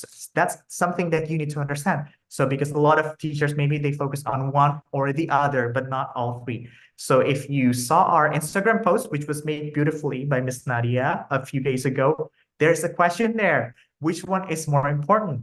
Acquisition, interaction, form, or all of them? So now you know the answer. Don't forget to go and vote. Okay, so next one. I'll tell you some different ways to teach grammar. The first one is it's a very common way, which is called grammar translation. So if you notice, there is a picture there that looks like a Google Translate. Imagine this when you're teaching your student. Okay, let's try to translate this into our language, or let's try to translate it to English. That is called grammar translation. Then the students will try to analyze the grammar in that way. So that is a very conventional way of teaching grammar. And there's nothing wrong with that. But you need to understand when it comes to using this, there is another consequence. Not all students are into formulas. Not all students are into translating. Not all students are into learning how to form things all the time, right? When it comes to learning grammar. So if they get bored, or maybe they are not as receptive anymore, then you need to realize maybe this method is not working anymore. So you need other methods. So Miss Mushafia has given you some other methods. One of them is the same as what I'm going to show you right now. The PPP, right? Present, practice, and produce. So I will talk about the difference between practice and produce more after this, but this is another good method that you can use, right? So follow what Bu Mushafia has mentioned previously, but we will see later how we can differentiate between the practice and the produce. Then the last one that I want to show you, this is called the function-based approach, which I want all of you to learn today. If you haven't learned it before, or if you have, then this should act as a reminder for all of you, or a refresher. So I'm just going to read to you. Instead of focusing on the forms, this approach puts functions first. Students are given circumstances where the functions need to be utilized. Then the structures will be given as a part of the tools to convey the message of the functions. The functions are also selected depending on student skills. So meaning it's more important for you to focus on the function more than the form. So if we're talking about the form, we're talking about the grammar structure, right? But the function, like Bu Mushafia asked earlier, what is the aim? Why do you want your students to learn simple present tense? You need to ask yourself that before teaching any grammatical rules in your class. Let's say how to teach passive voice correctly. Then ask yourself a question. Why do they need to know passive voice? If they know the structure, they learn it perfectly, but they don't know how to use it, what's good would it be, right? So ask yourself that question first so you can put the aim. So that aim is the function. Let's say we want to learn about passive voice. So instead of telling students, we will be talking about passive voice today, so you will learn about this formula, and I wish you could use it. Instead of saying it that way, you can tell the function first. Okay, so let's try to read this article, right? Maybe this is a formal article. And when the students read it, then you try to analyze together with the students. Guys, can you try to underline the sentence, an apple was eaten by Sarah? Then try to underline. Okay, let's try to see, what is the subject there? Is the apple the subject? But Sarah is also subject, right? So which one is the subject, which one is the object? Then the students will be like, oh, that means apple is eating Sarah, or maybe Sarah is eating the apple. Then it becomes more interesting that way. Then you can talk, oh, so this is something called passive voice. It means that we're putting the object more into importance, more than the subject itself. That's why you put the object first. But it doesn't mean that it changes the meaning of the sentence. Then after that, you can talk about the structure. So the structure is you put the object first, then you use the to be, then you use the past participle, which is verb 3. Then you can use the subject whether you want to use it or not. Then let's try to do it together. Let's try to find an object together. And then what is the verb? And then what is the subject afterwards, right? So then when you do it that way, it becomes more engaging. As Ms. Mushafia mentioned earlier, right? One of the keywords, engaging. That's more important, I think, when students feel engaged. So when they want to learn, then it automatically comes into their mind, right? They will remember, oh, this is something called passive voice. Instead of remembering the formula, they remember the function, what they use it for. Then the formula, maybe they get it wrong one at a time, maybe sometime from time to time. That is okay, because we are not asking them to get 100% correctly, but just getting that essence that to use passive voice, this is the function, right? And there's something else here, something called chunks. So a focus on function that can lead to an emphasis on communication and learning language in chunks. So instead of remembering each part of speech to use, so part of speech is like, what is it called? A noun, adjective, or a verb. Instead of asking them to remember that, we ask them to remember things as a whole. So for example, something as simple, let's say, when I'm teaching elementary one, or I'm teaching maybe kindergarten, I wouldn't tell them, okay, the subject is it, the verb is, and the object is an apple. So we say it is an apple. I wouldn't say that because they don't know what subject is. They don't know what verb is. They don't know what object is. So the way I'm going to teach is I'm going to teach it in chunks, in one structure as a whole. So I'm going to ask them, what is it? And they have to answer, it's an apple. And if I change the object, maybe I change it to this water bottle, right? What is it? It's a water bottle. So the structure remains the same. I'm just changing the noun. So then the students can try to use it for any other things. Can you find your pencil? What is it? It's a pencil. Then they just learn themselves simple present tense. As easy as that, right? That's the function. The formula can come afterwards. Maybe as elementary students, they don't need to learn about the formula yet. Being able to use it is enough. But maybe when you're teaching secondary school, you want to teach a formula after, that's okay. But you can teach it that way first. Teach the chunk first. And this is applicable for teaching any grammatical structures. So that's why I give you the example there. This is one of the hardest structures in English to teach third conditional, right? So to use third conditional, we might get ourselves mind blown. It's like, oh my God, I have to use if, subject, had, verb three, subject, would have, verb three. Oh my gosh, how can I remember all that? Even as teachers, I can't remember that, right? So in order to remember everything that way, it's better to use the chunks. So you ask the students, okay, if you had $1 million, what would you have done? Right? Or let's say in this case, we're talking about using it as a regret, right? Because third conditional is used for regrets. So if you had done your homework, how would you have felt instead? So then the student will have to use, you can write it down. So use this sentence structure on the whiteboard or maybe show it on a projector. Just have, if I had blah, blah, blah, I would have blah, blah, blah. So they just need to fill in the blanks and they get used to using the structure. Then you can say, if I had done my homework, I would have felt happier because my teacher wouldn't have been mad at me, right? As simple as that. Then maybe they can still make some mistakes, maybe with the verb three, maybe sometimes they miss using the have. That is completely fine. We can try to refine it later on, but at least they get the function first and they know how to use the structure, then we can refine everything afterwards. So that is if you want to use chunks. And I think it's very, very useful if you want to use it in teaching grammar.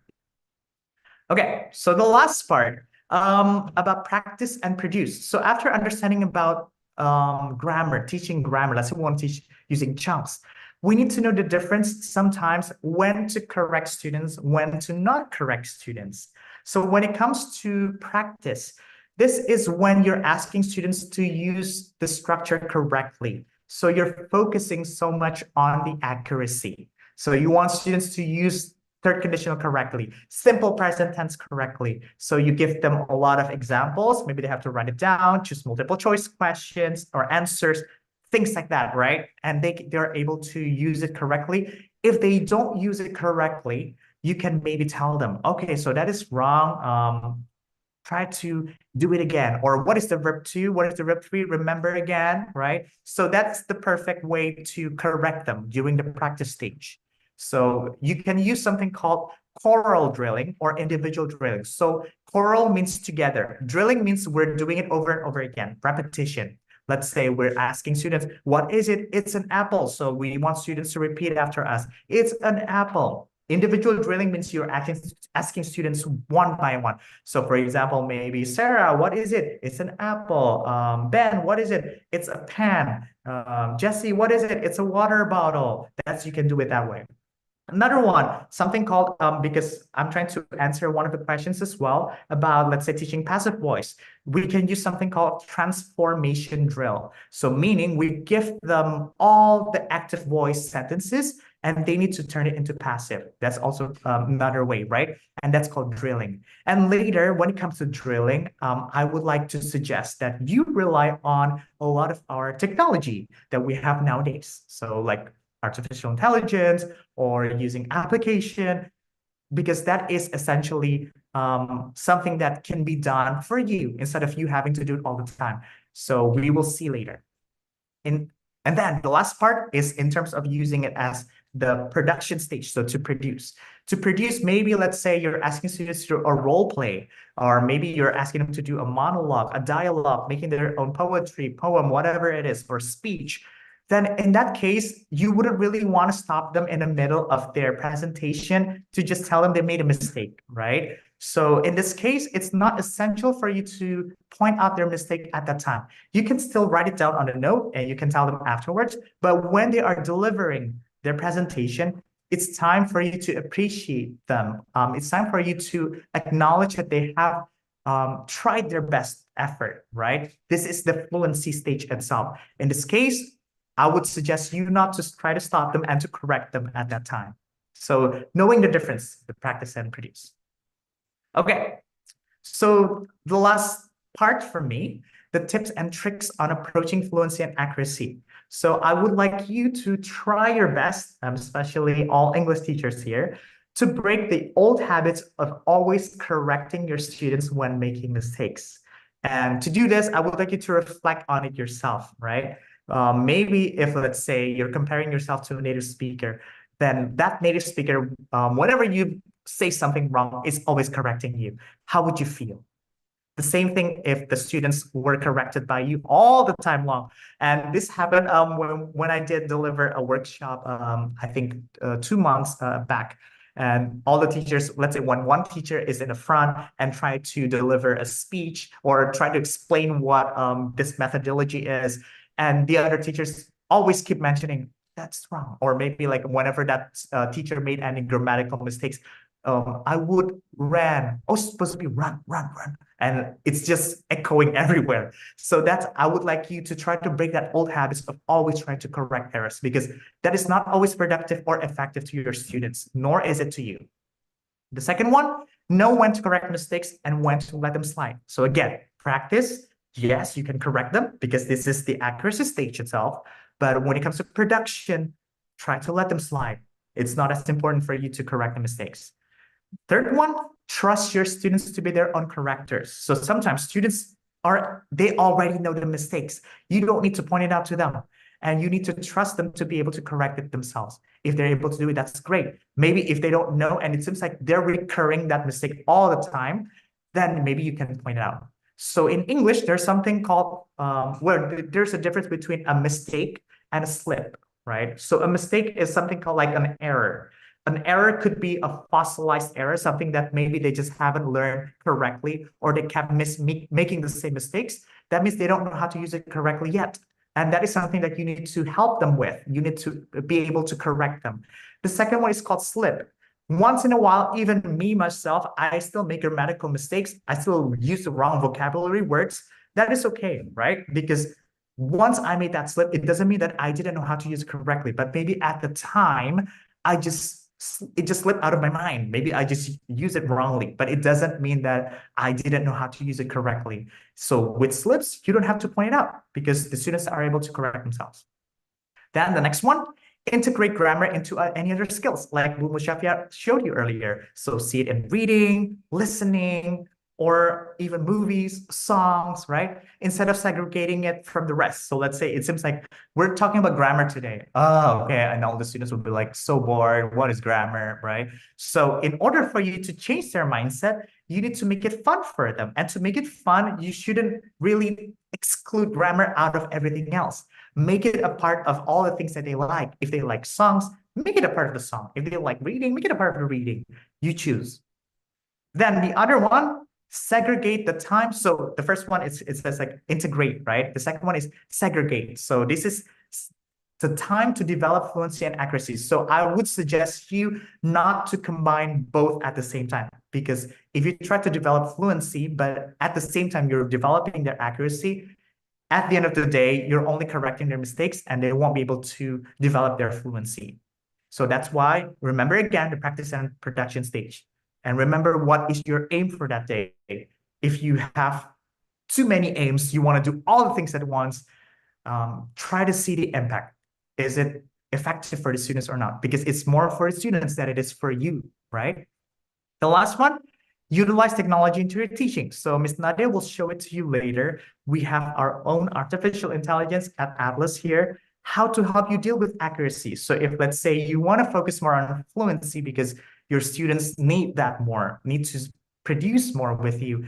So let the system do all the accuracy stage for you. Ms. Nadia will show it to you, and I think it will be very, very effective if you do it that way. So this is just some examples of how Atlas has it. So in Atlas, we have a lesson plan for each of the lesson we have here. So one unit has 10 meetings and each meeting has a lesson plan. Even when it comes to teaching grammar, we tell you what to do. So if, let's say, you get confused how to teach passive voice, how to teach reported speech, it's all in there. And if you have questions when you're using Atlas, you can always ask our admin, and the admin can even ask me, and I can tell you what to do as well. We want to make it as simple as possible because we know teachers, you have a lot of things already on your mind, on your hands, right? So we don't want to burden you with having to think about how to teach, right? Because everything is already there. And with all the resources, it's all there as well. And this is what it looks like. Even we have also integrated the curriculum Merdeka, so Merdeka curriculum from Indonesia as well. So it becomes easier for you to use it. Maybe you want to use it for grade 1, which is phase A. It's already there, right? This says like, this is the phase A learning outcomes, and the CP, ATP, everything is there already. So it makes it very easy, and we want to reduce your administrative tasks.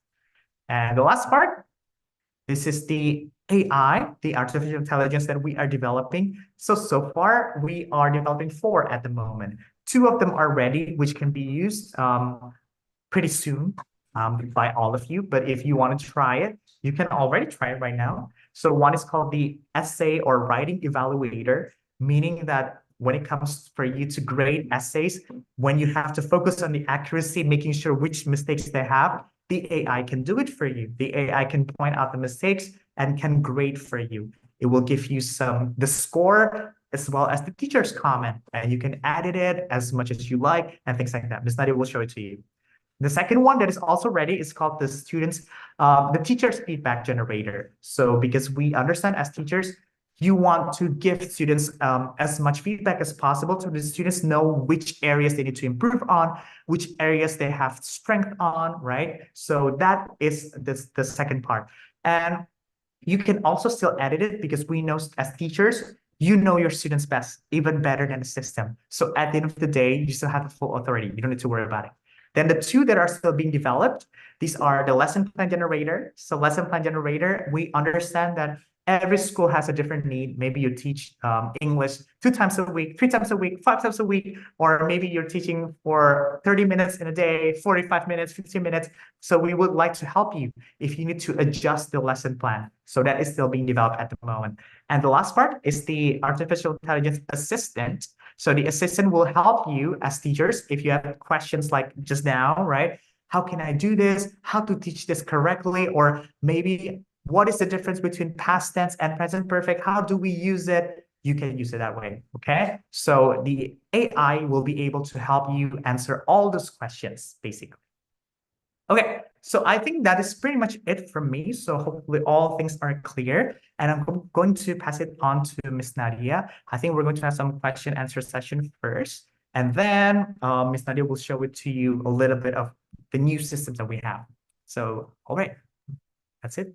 All right. Thank you so much, Mr. Kevin. That's a really clear explanation. I really love that part when Mr. Kevin uh, gave us the tips and trick on fluency and accuracy, especially that part breaking the old habit of correcting errors, right? Correcting mistakes from our students.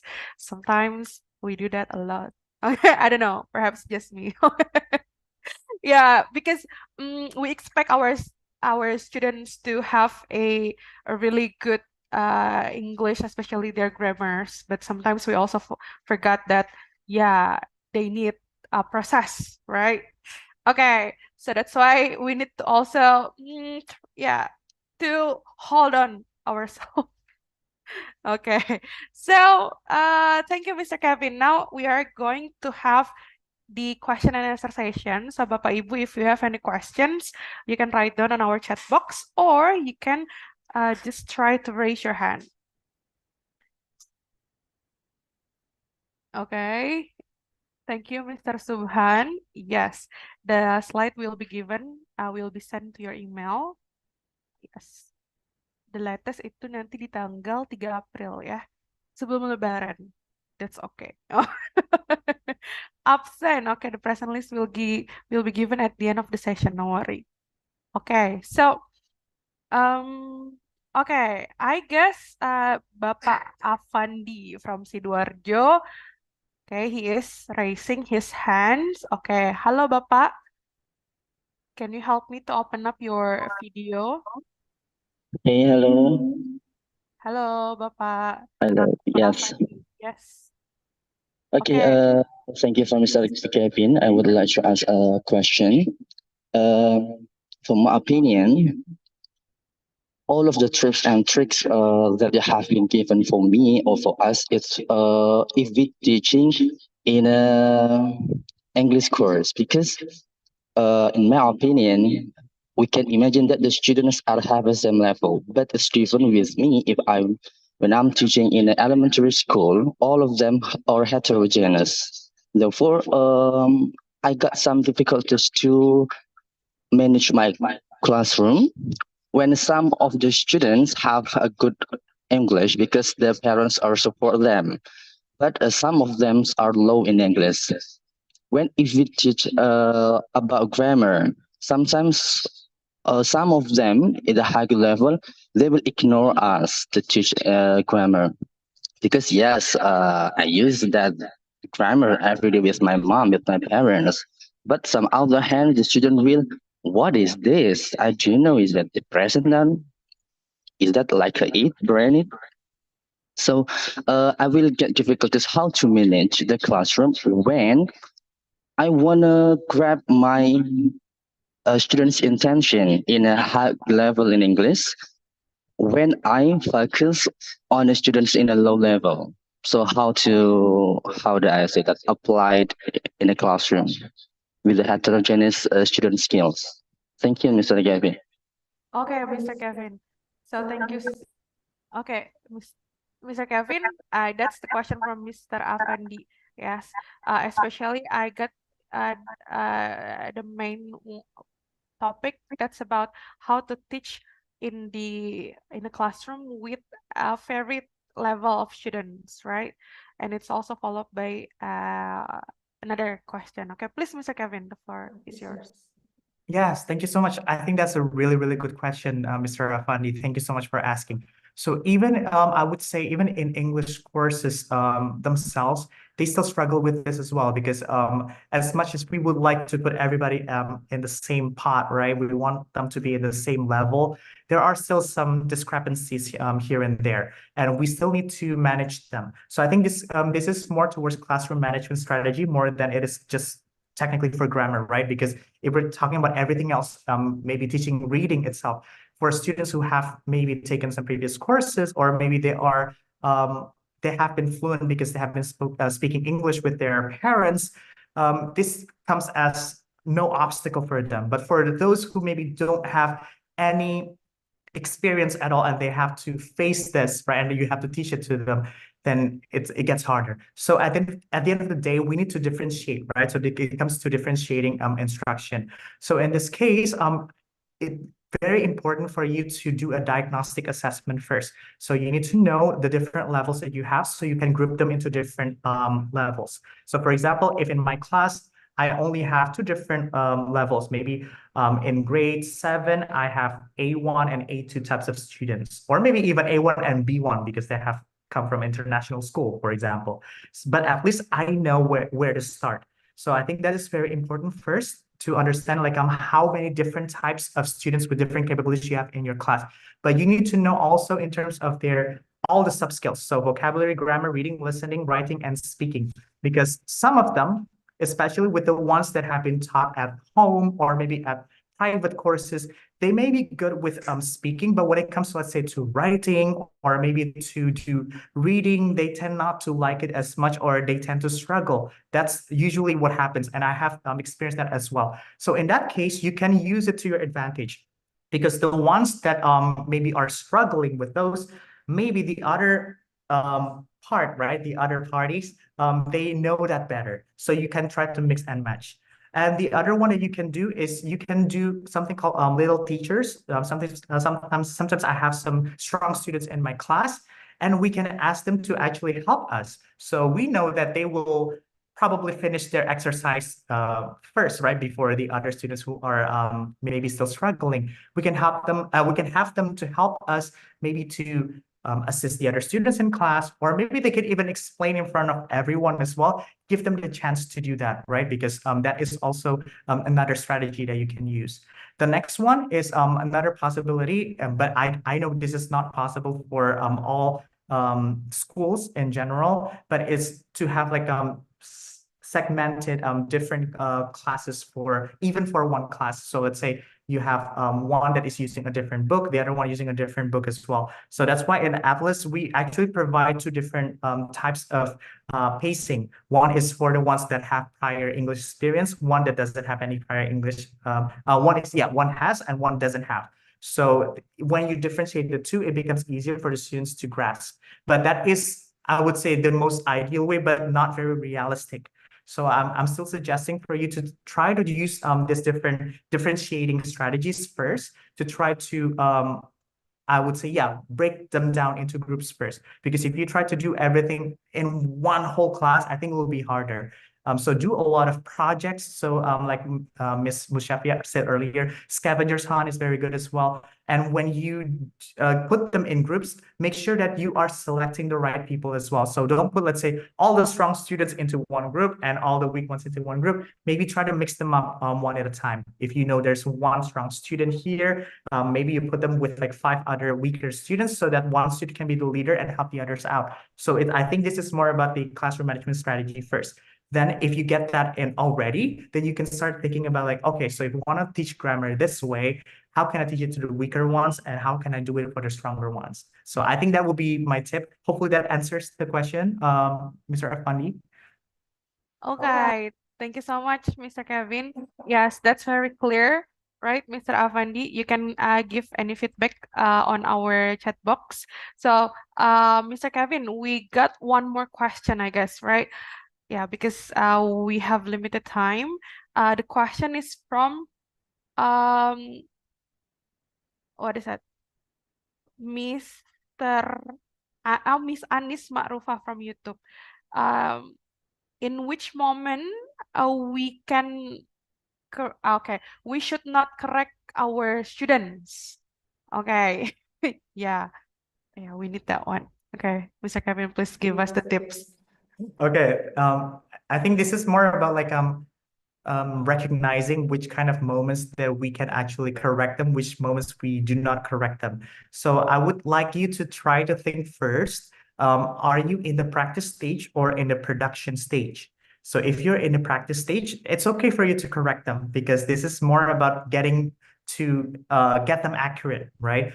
But if we're in the production stage, let's say we're doing a role play or we're just simply asking for a discussion. Let's say, okay, raise your hand if you can explain about this, or maybe let's talk about a child prodigy. So, you know, Jose Alexander, for example, right? Okay, can you explain to us who knows who he is? And that student is trying to explain, right? So you're asking that student to say something because we want to open up for a discussion. And that student maybe say, I know Jose, good boy, very young. So when it comes to you, maybe like, oh, they're not producing correctly because they're not using sentences, they're using just words. Maybe I should try to correct them. So that's the moment when you don't correct them, because that's the moment when you're building their confidence. They need to start having the confidence first to be able to say something first, right? Because if they don't have that confidence, how can they be able to produce anything else?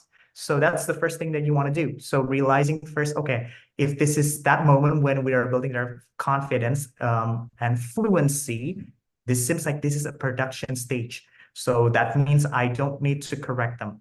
But if, let's say, during that production stage, you do realize that that student keeps making the mistake over and over again. So it seems like it's a recurring problem. You can note it down first, either in your head or maybe write it down. And you can tell that student after that student finishes explaining. So maybe you know that that student keeps making a mistake, like saying he was, even though he's supposed to say he is, for example, right? So then maybe like, oh, thank you so much for your explanation. I think you did a really good job. So always praise them first, right? Because you want to build their confidence. That's really good. We understand more about Jose Alexander right now. I would just like to give you a little tip because you did make some mistake on, let's say, saying he was and he was supposed to be more he is. So that's the best way. Then the student will be like, oh, that's right. I didn't make that mistake, right? Then you're also not breaking down their confidence when you do it that way, because you're not stopping them in the middle, but you're telling them at the end. So it becomes a part of reflection. So in the future, they can correct themselves even without you having to tell them, because they will realize it themselves. So that would be my tip. All right. Thank you, Mr. Kevin. So uh, yeah, that's the way, that should be the way, right? We do not directly say that they are incorrect, but we try to praise them first, and then after that, we try to repeat the question, the sentences or the statement, and also do not forget to state where they are wrong, because sometimes if we ask the students to guess where do you think your mistakes are? Okay, sometimes they also confused, right? Okay. So anyway, Mr. Afandi, the second questions are about the low students, right? How can we engage them? I guess we Mr. Kevin has, what is that? Conclude all of the answer in his previous one. But do not worry, we are going, that's a really good question anyway. Dealing with low, yeah, students with low competencies in English.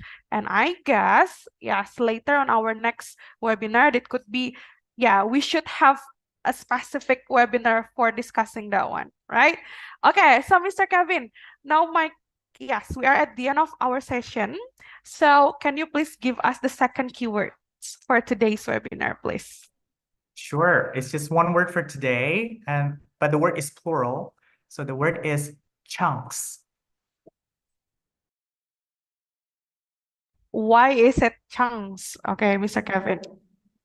Okay, that's because when I did explain about using the function-based approach, I think that's at least the very least that I would like all of you to remember, that you can teach grammar in that way. So it doesn't always have to come from the formula first or telling them what to do, right? It could be like from just asking them simple questions like, what is it? And they need to answer using that structure. And you tell them, it's an apple, it's blah, blah, blah. Or what do you like doing?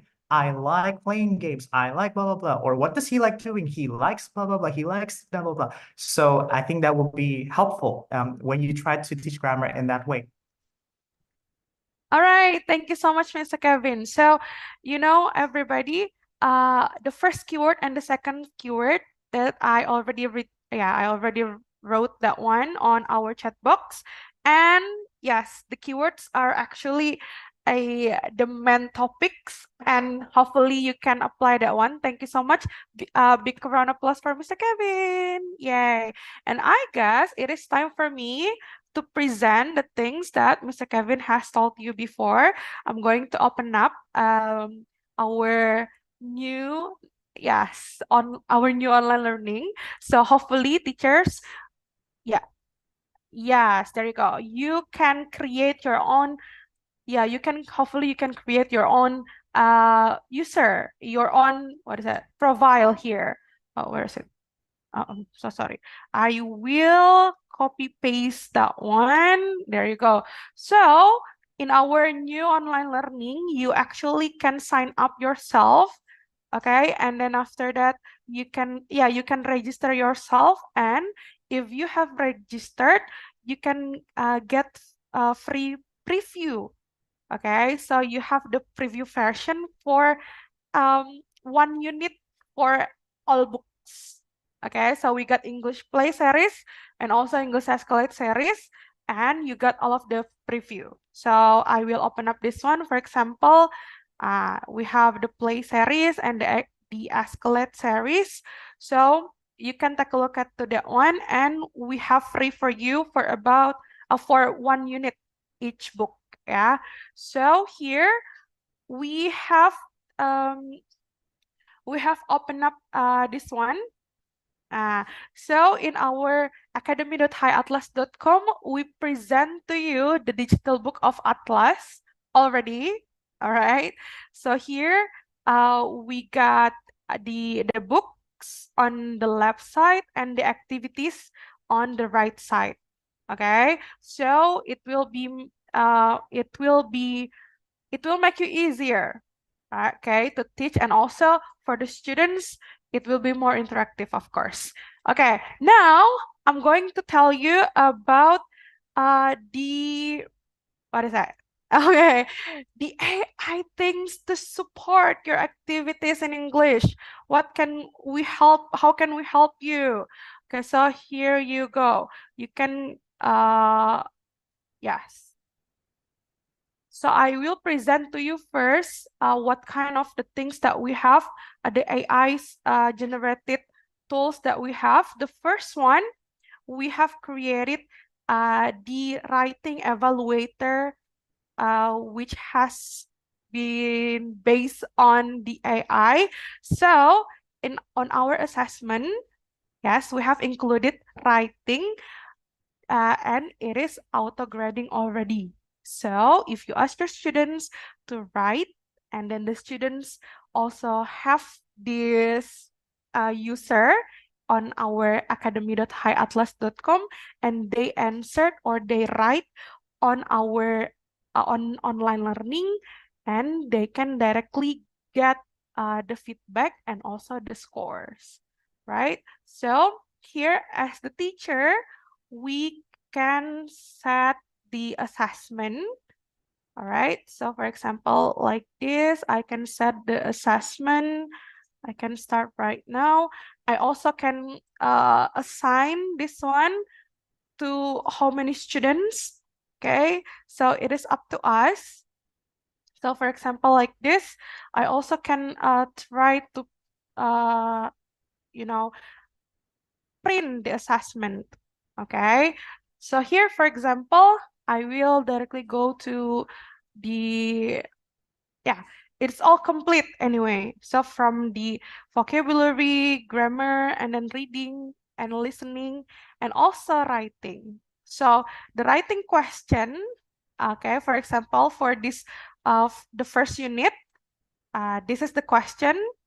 And then when the students answered this one, they can directly see the score. Okay, so how can we check that one? We can go to our grade book, all right? And then we can go to students' assessment grades. And then we can go here. All right. See, as you can see, this one, for example, Muhammad Galang Maulana, okay, here he has completed vocabulary, okay, grammar, reading, listening and also writing, and also the speaking one. And here, all of them, yes, from vocabulary to writing, they are all auto-grading. Okay, so when we take a look at to that one, okay, where's the question? Where's the answer? There we go. For example, have you answered this one? Yeah, we are going to open up the one with answer. Where's the one with answer, Mr. Kevin? Can you help me to find out? Because we try to have we have tried this one with a lot of students anyway.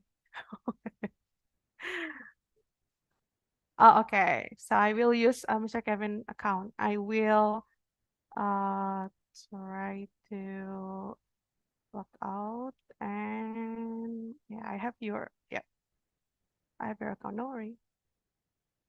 Oh, okay, good. So yeah, so actually when you are becoming the teacher, you can have your own classes anyway, teachers. So you can check your own students. Yeah, there you go. Haha. Oh, that's my question. That's my answer. Okay, so here, for example, the question is about this one. What do you like doing? What do you want to be when you grow up? And talk about your friends. And here is my answer. I like listening to music, right? I want to be a dancer. Wow, I want to be dancer. And so on. So, okay, our AI tools are already helped, and we have scored that one into some scoring items, the competence, the lexical, the grammar, and also the punctuation. And we already gave you the average score. And the most important one is the feedback, right? So in any activities that we do, especially the productive skills, the students need to see, yes, the feedback from us actually, right? So do not worry, teachers. We don't want you to do that by yourself. We help you by providing the feedback here. So you can directly give this one to the students, or you want to put and create you want to create this one more personalized, jadi bisa ditambah dan dikurangin. So because as teacher, we want to make this one specific gitu ya, lebih personalized to our students. So for example, good job Nadia. The response provided has room for improvements. Okay. Nah, yang diimprove, nah ini kita bisa highlight this one, right? Okay, harus ada correct verb, okay, proper punctuation, all right, and also there should be sentence completion as well. Okay, so by giving this one, kita mau misalnya mau highlight ini juga bisa ya. Jadi the feedback itu masih bisa diedit. What about the scores? Of course, just like what Mr. Kevin said, yeah, we still have controls to all of the things that we have in our online learning. Yeah, even we ask AI to help us, but that, yeah, they don't know our students, right? So that's why we still have the the full authority to score our students. Okay, so we can submit that one. Good. So yeah, that's what we do. Okay, in writing evaluator that has been generated with AI. Okay, so another one, yeah, another most important AI tools in our online learning. That's what we call as a feedback. Yes. So we believe that in English, especially in learning language, right? Our students need to know their their progress, not only by giving them the numbers. Okay, so that's why we also give the written comments for them, the description. So it is already auto-generated, okay, based on the activities that they have done in their online learning. So, feedbacknya itu akan berdasarkan activity yang sudah mereka lakukan di dalam online learning ini. Okay, so we can generate the comment. For example, for this one, Maya Prasetya. Okay, I want to check this one. So here in Atlas, we have 6 units. Ini untuk 1 tahun. So we generate the comment, the feedbacks itu for unit 1 sampai 3, from unit 1 to 3, and also from unit 4 to 6. Nah, ini kita bisa langsung generate. For example, I want to generate this one ya, dari unit 1 sampai dengan unit 3. Itu kayak first semesternya, right? So when we click it, yes, we have got, okay, the feedback to our students. Okay, so here you have some great improvement this term. Nah, jadi benar-benar AI tools-nya membantu membedah gitu ya, every aspect of their activities. Jadi bukan hanya skor keseluruhan, tapi they also, yes, the AI tools-nya juga membantu kita untuk lihat per aspek. For example, vocabulary, ya, how is the vocabulary, okay, and then weakness-nya di mana, strength-nya di mana. So we give you the the clearest ya feedback. Jadi sebagai studentsnya juga akan happy liatnya. Jadi yang di highlight not only the weakness tapi juga strength-nya, right? Okay, so we also can update the comments. For example, again, karena kita ingin membuat ini lebih personalized, that's why kita bisa memberikan tambahan. For example, keep up the good work, Maya ya tadi. So we can update the comments. Atau kita mau bilang kayak, for example, this one, listening-nya. Nah, for example, we have specific suggestion, kita bisa taruh di sini. Misalnya di sini ada watching English videos, videos yang mana gitu ya. So we can also elaborate that there. Okay, so those are 2 AI tools that we have developed in our online learning, Bapak Ibu. So if you're curious and want to get to know more, first thing first, you actually can create your own account here and you will get the preview. And if you want to have access as the teacher and full access as the teacher, and also to upgrade the AI, yes, to upgrade your account so that you have the AI tools, you can request the trial code from us. Okay? All right, Bapak Ibu. Please, if you have any question, yeah, you can text Maya on, the one who have shared the information later. Okay, thank you so much. I guess it will be the end of our session today, right? But before we go, do not worry. Yes, is it free or payment? Okay, so if you want to get the preview one, yeah, it is all free. Yeah, Bapak Ahmad Saleh from Pekalongan. Okay, we got the preview free for 1 unit for all books. Okay, so you can just sign up and also get the preview for 1 unit. Okay, all right. So now I guess it will, I have to close our session today.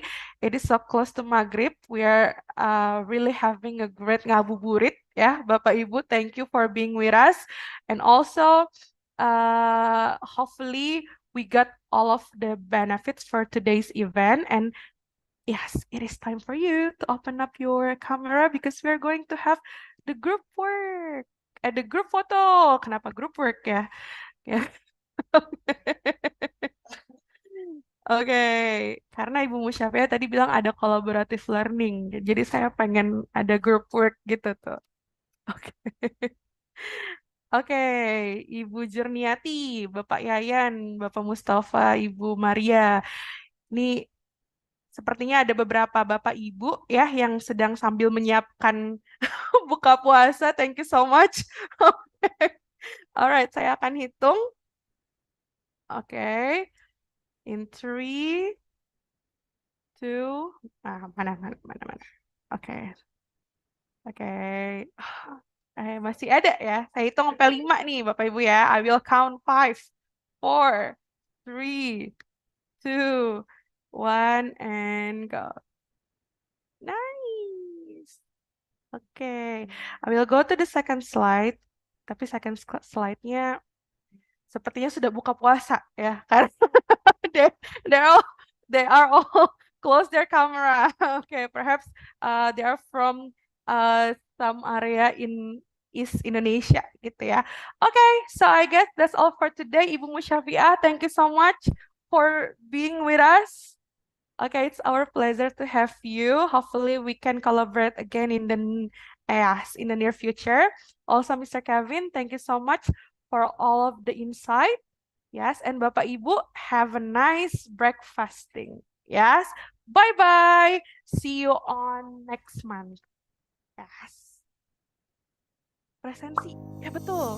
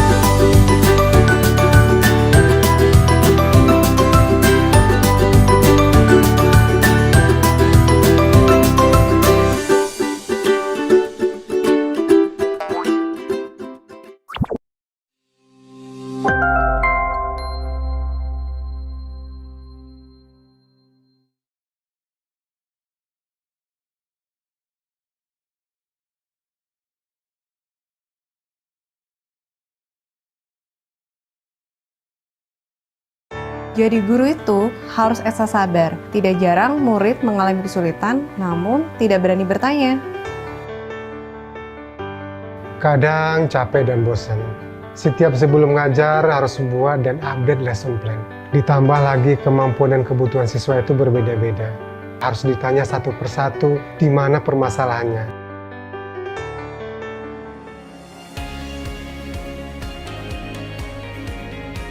Tapi setelah saya mencoba pakai atlas, motivasi belajar murid saya meningkat tajam. Karena selain memiliki buku interaktif dan LMS yang user-friendly, metode pembelajarannya juga menarik dan mudah dimengerti. Lalu saya merekomendasikan ke teman guru bahasa Inggris yang lain. Atlas memang merupakan solusi yang selama ini saya cari. Kini, murid saya jadi jago berbahasa Inggris karena terus belajar dan praktek dengan video pembelajaran bahasa Inggris di rumah. Syukur sekarang ada Atlas. Banyak pilihan metode ajar dan media pembelajaran up to date. Tanpa kursus, guru tenang, murid senang.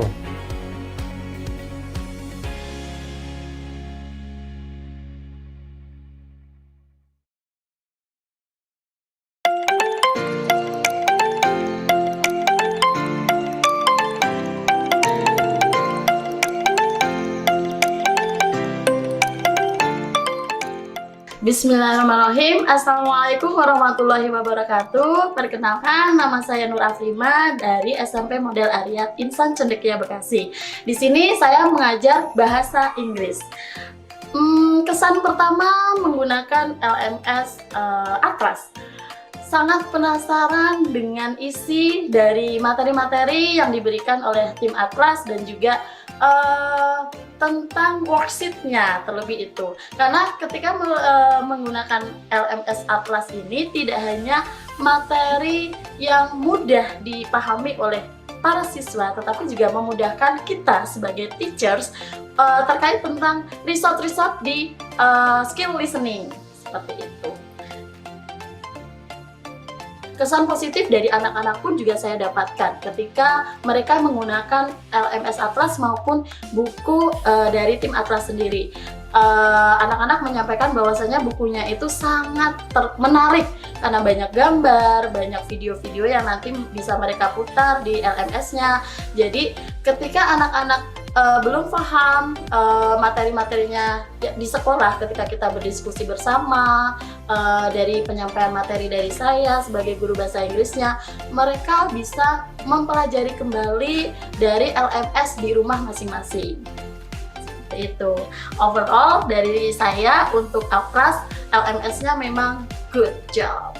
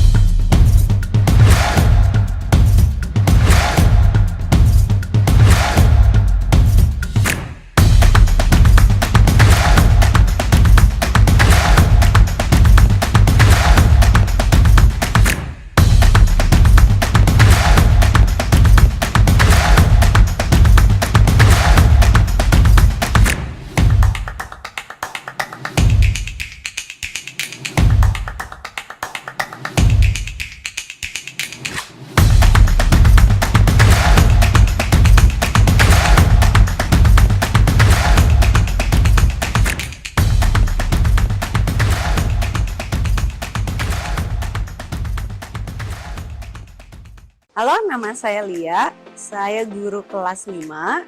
Saya juga mengajar berbagai macam disiplin di Sekolah Cikal Jakarta. Dari yang sudah saya lihat, buku-buku Atlas itu mudah sekali dipelajari buat anak-anak usia sekolah dasar karena satu, gambarnya, ilustrasinya sangat membantu anak untuk memahami materi pelajaran yang disampaikan, lalu kemudian pelajarannya disampaikan secara berstruktur, jadi mudah buat guru ataupun buat anak-anak. Oke, Bapak Ibu. Kemudian untuk LMS-nya ini juga memudahkan sekali ya, tadi dari Nah, thank you so much. Nah, saya akan end the meeting sekarang. Nanti Bapak Ibu silahkan tunggu sertifikatnya akan dikirimkan melalui email Bapak Ibu paling lambat di tanggal 3 April gitu ya. Kalau nanti sampai 3 April belum dikirim, belum ada di emailnya, oke, nanti silakan hubungi Maya ya. Alright, thank you so much for today Bapak Ibu. We are going to have next webinar on next month on April 19th ya, 19 April. Oke, jadi benar-benar setelah Lebaran ya. Alright. Thank you so much for today. Mohon maaf lahir dan batin Bapak Ibu semuanya. Selamat berpuasa. Oke, wassalamualaikum warahmatullahi wabarakatuh. Have a nice day. Have a nice breakfasting with your family as well. Bye-bye. I will end the meeting.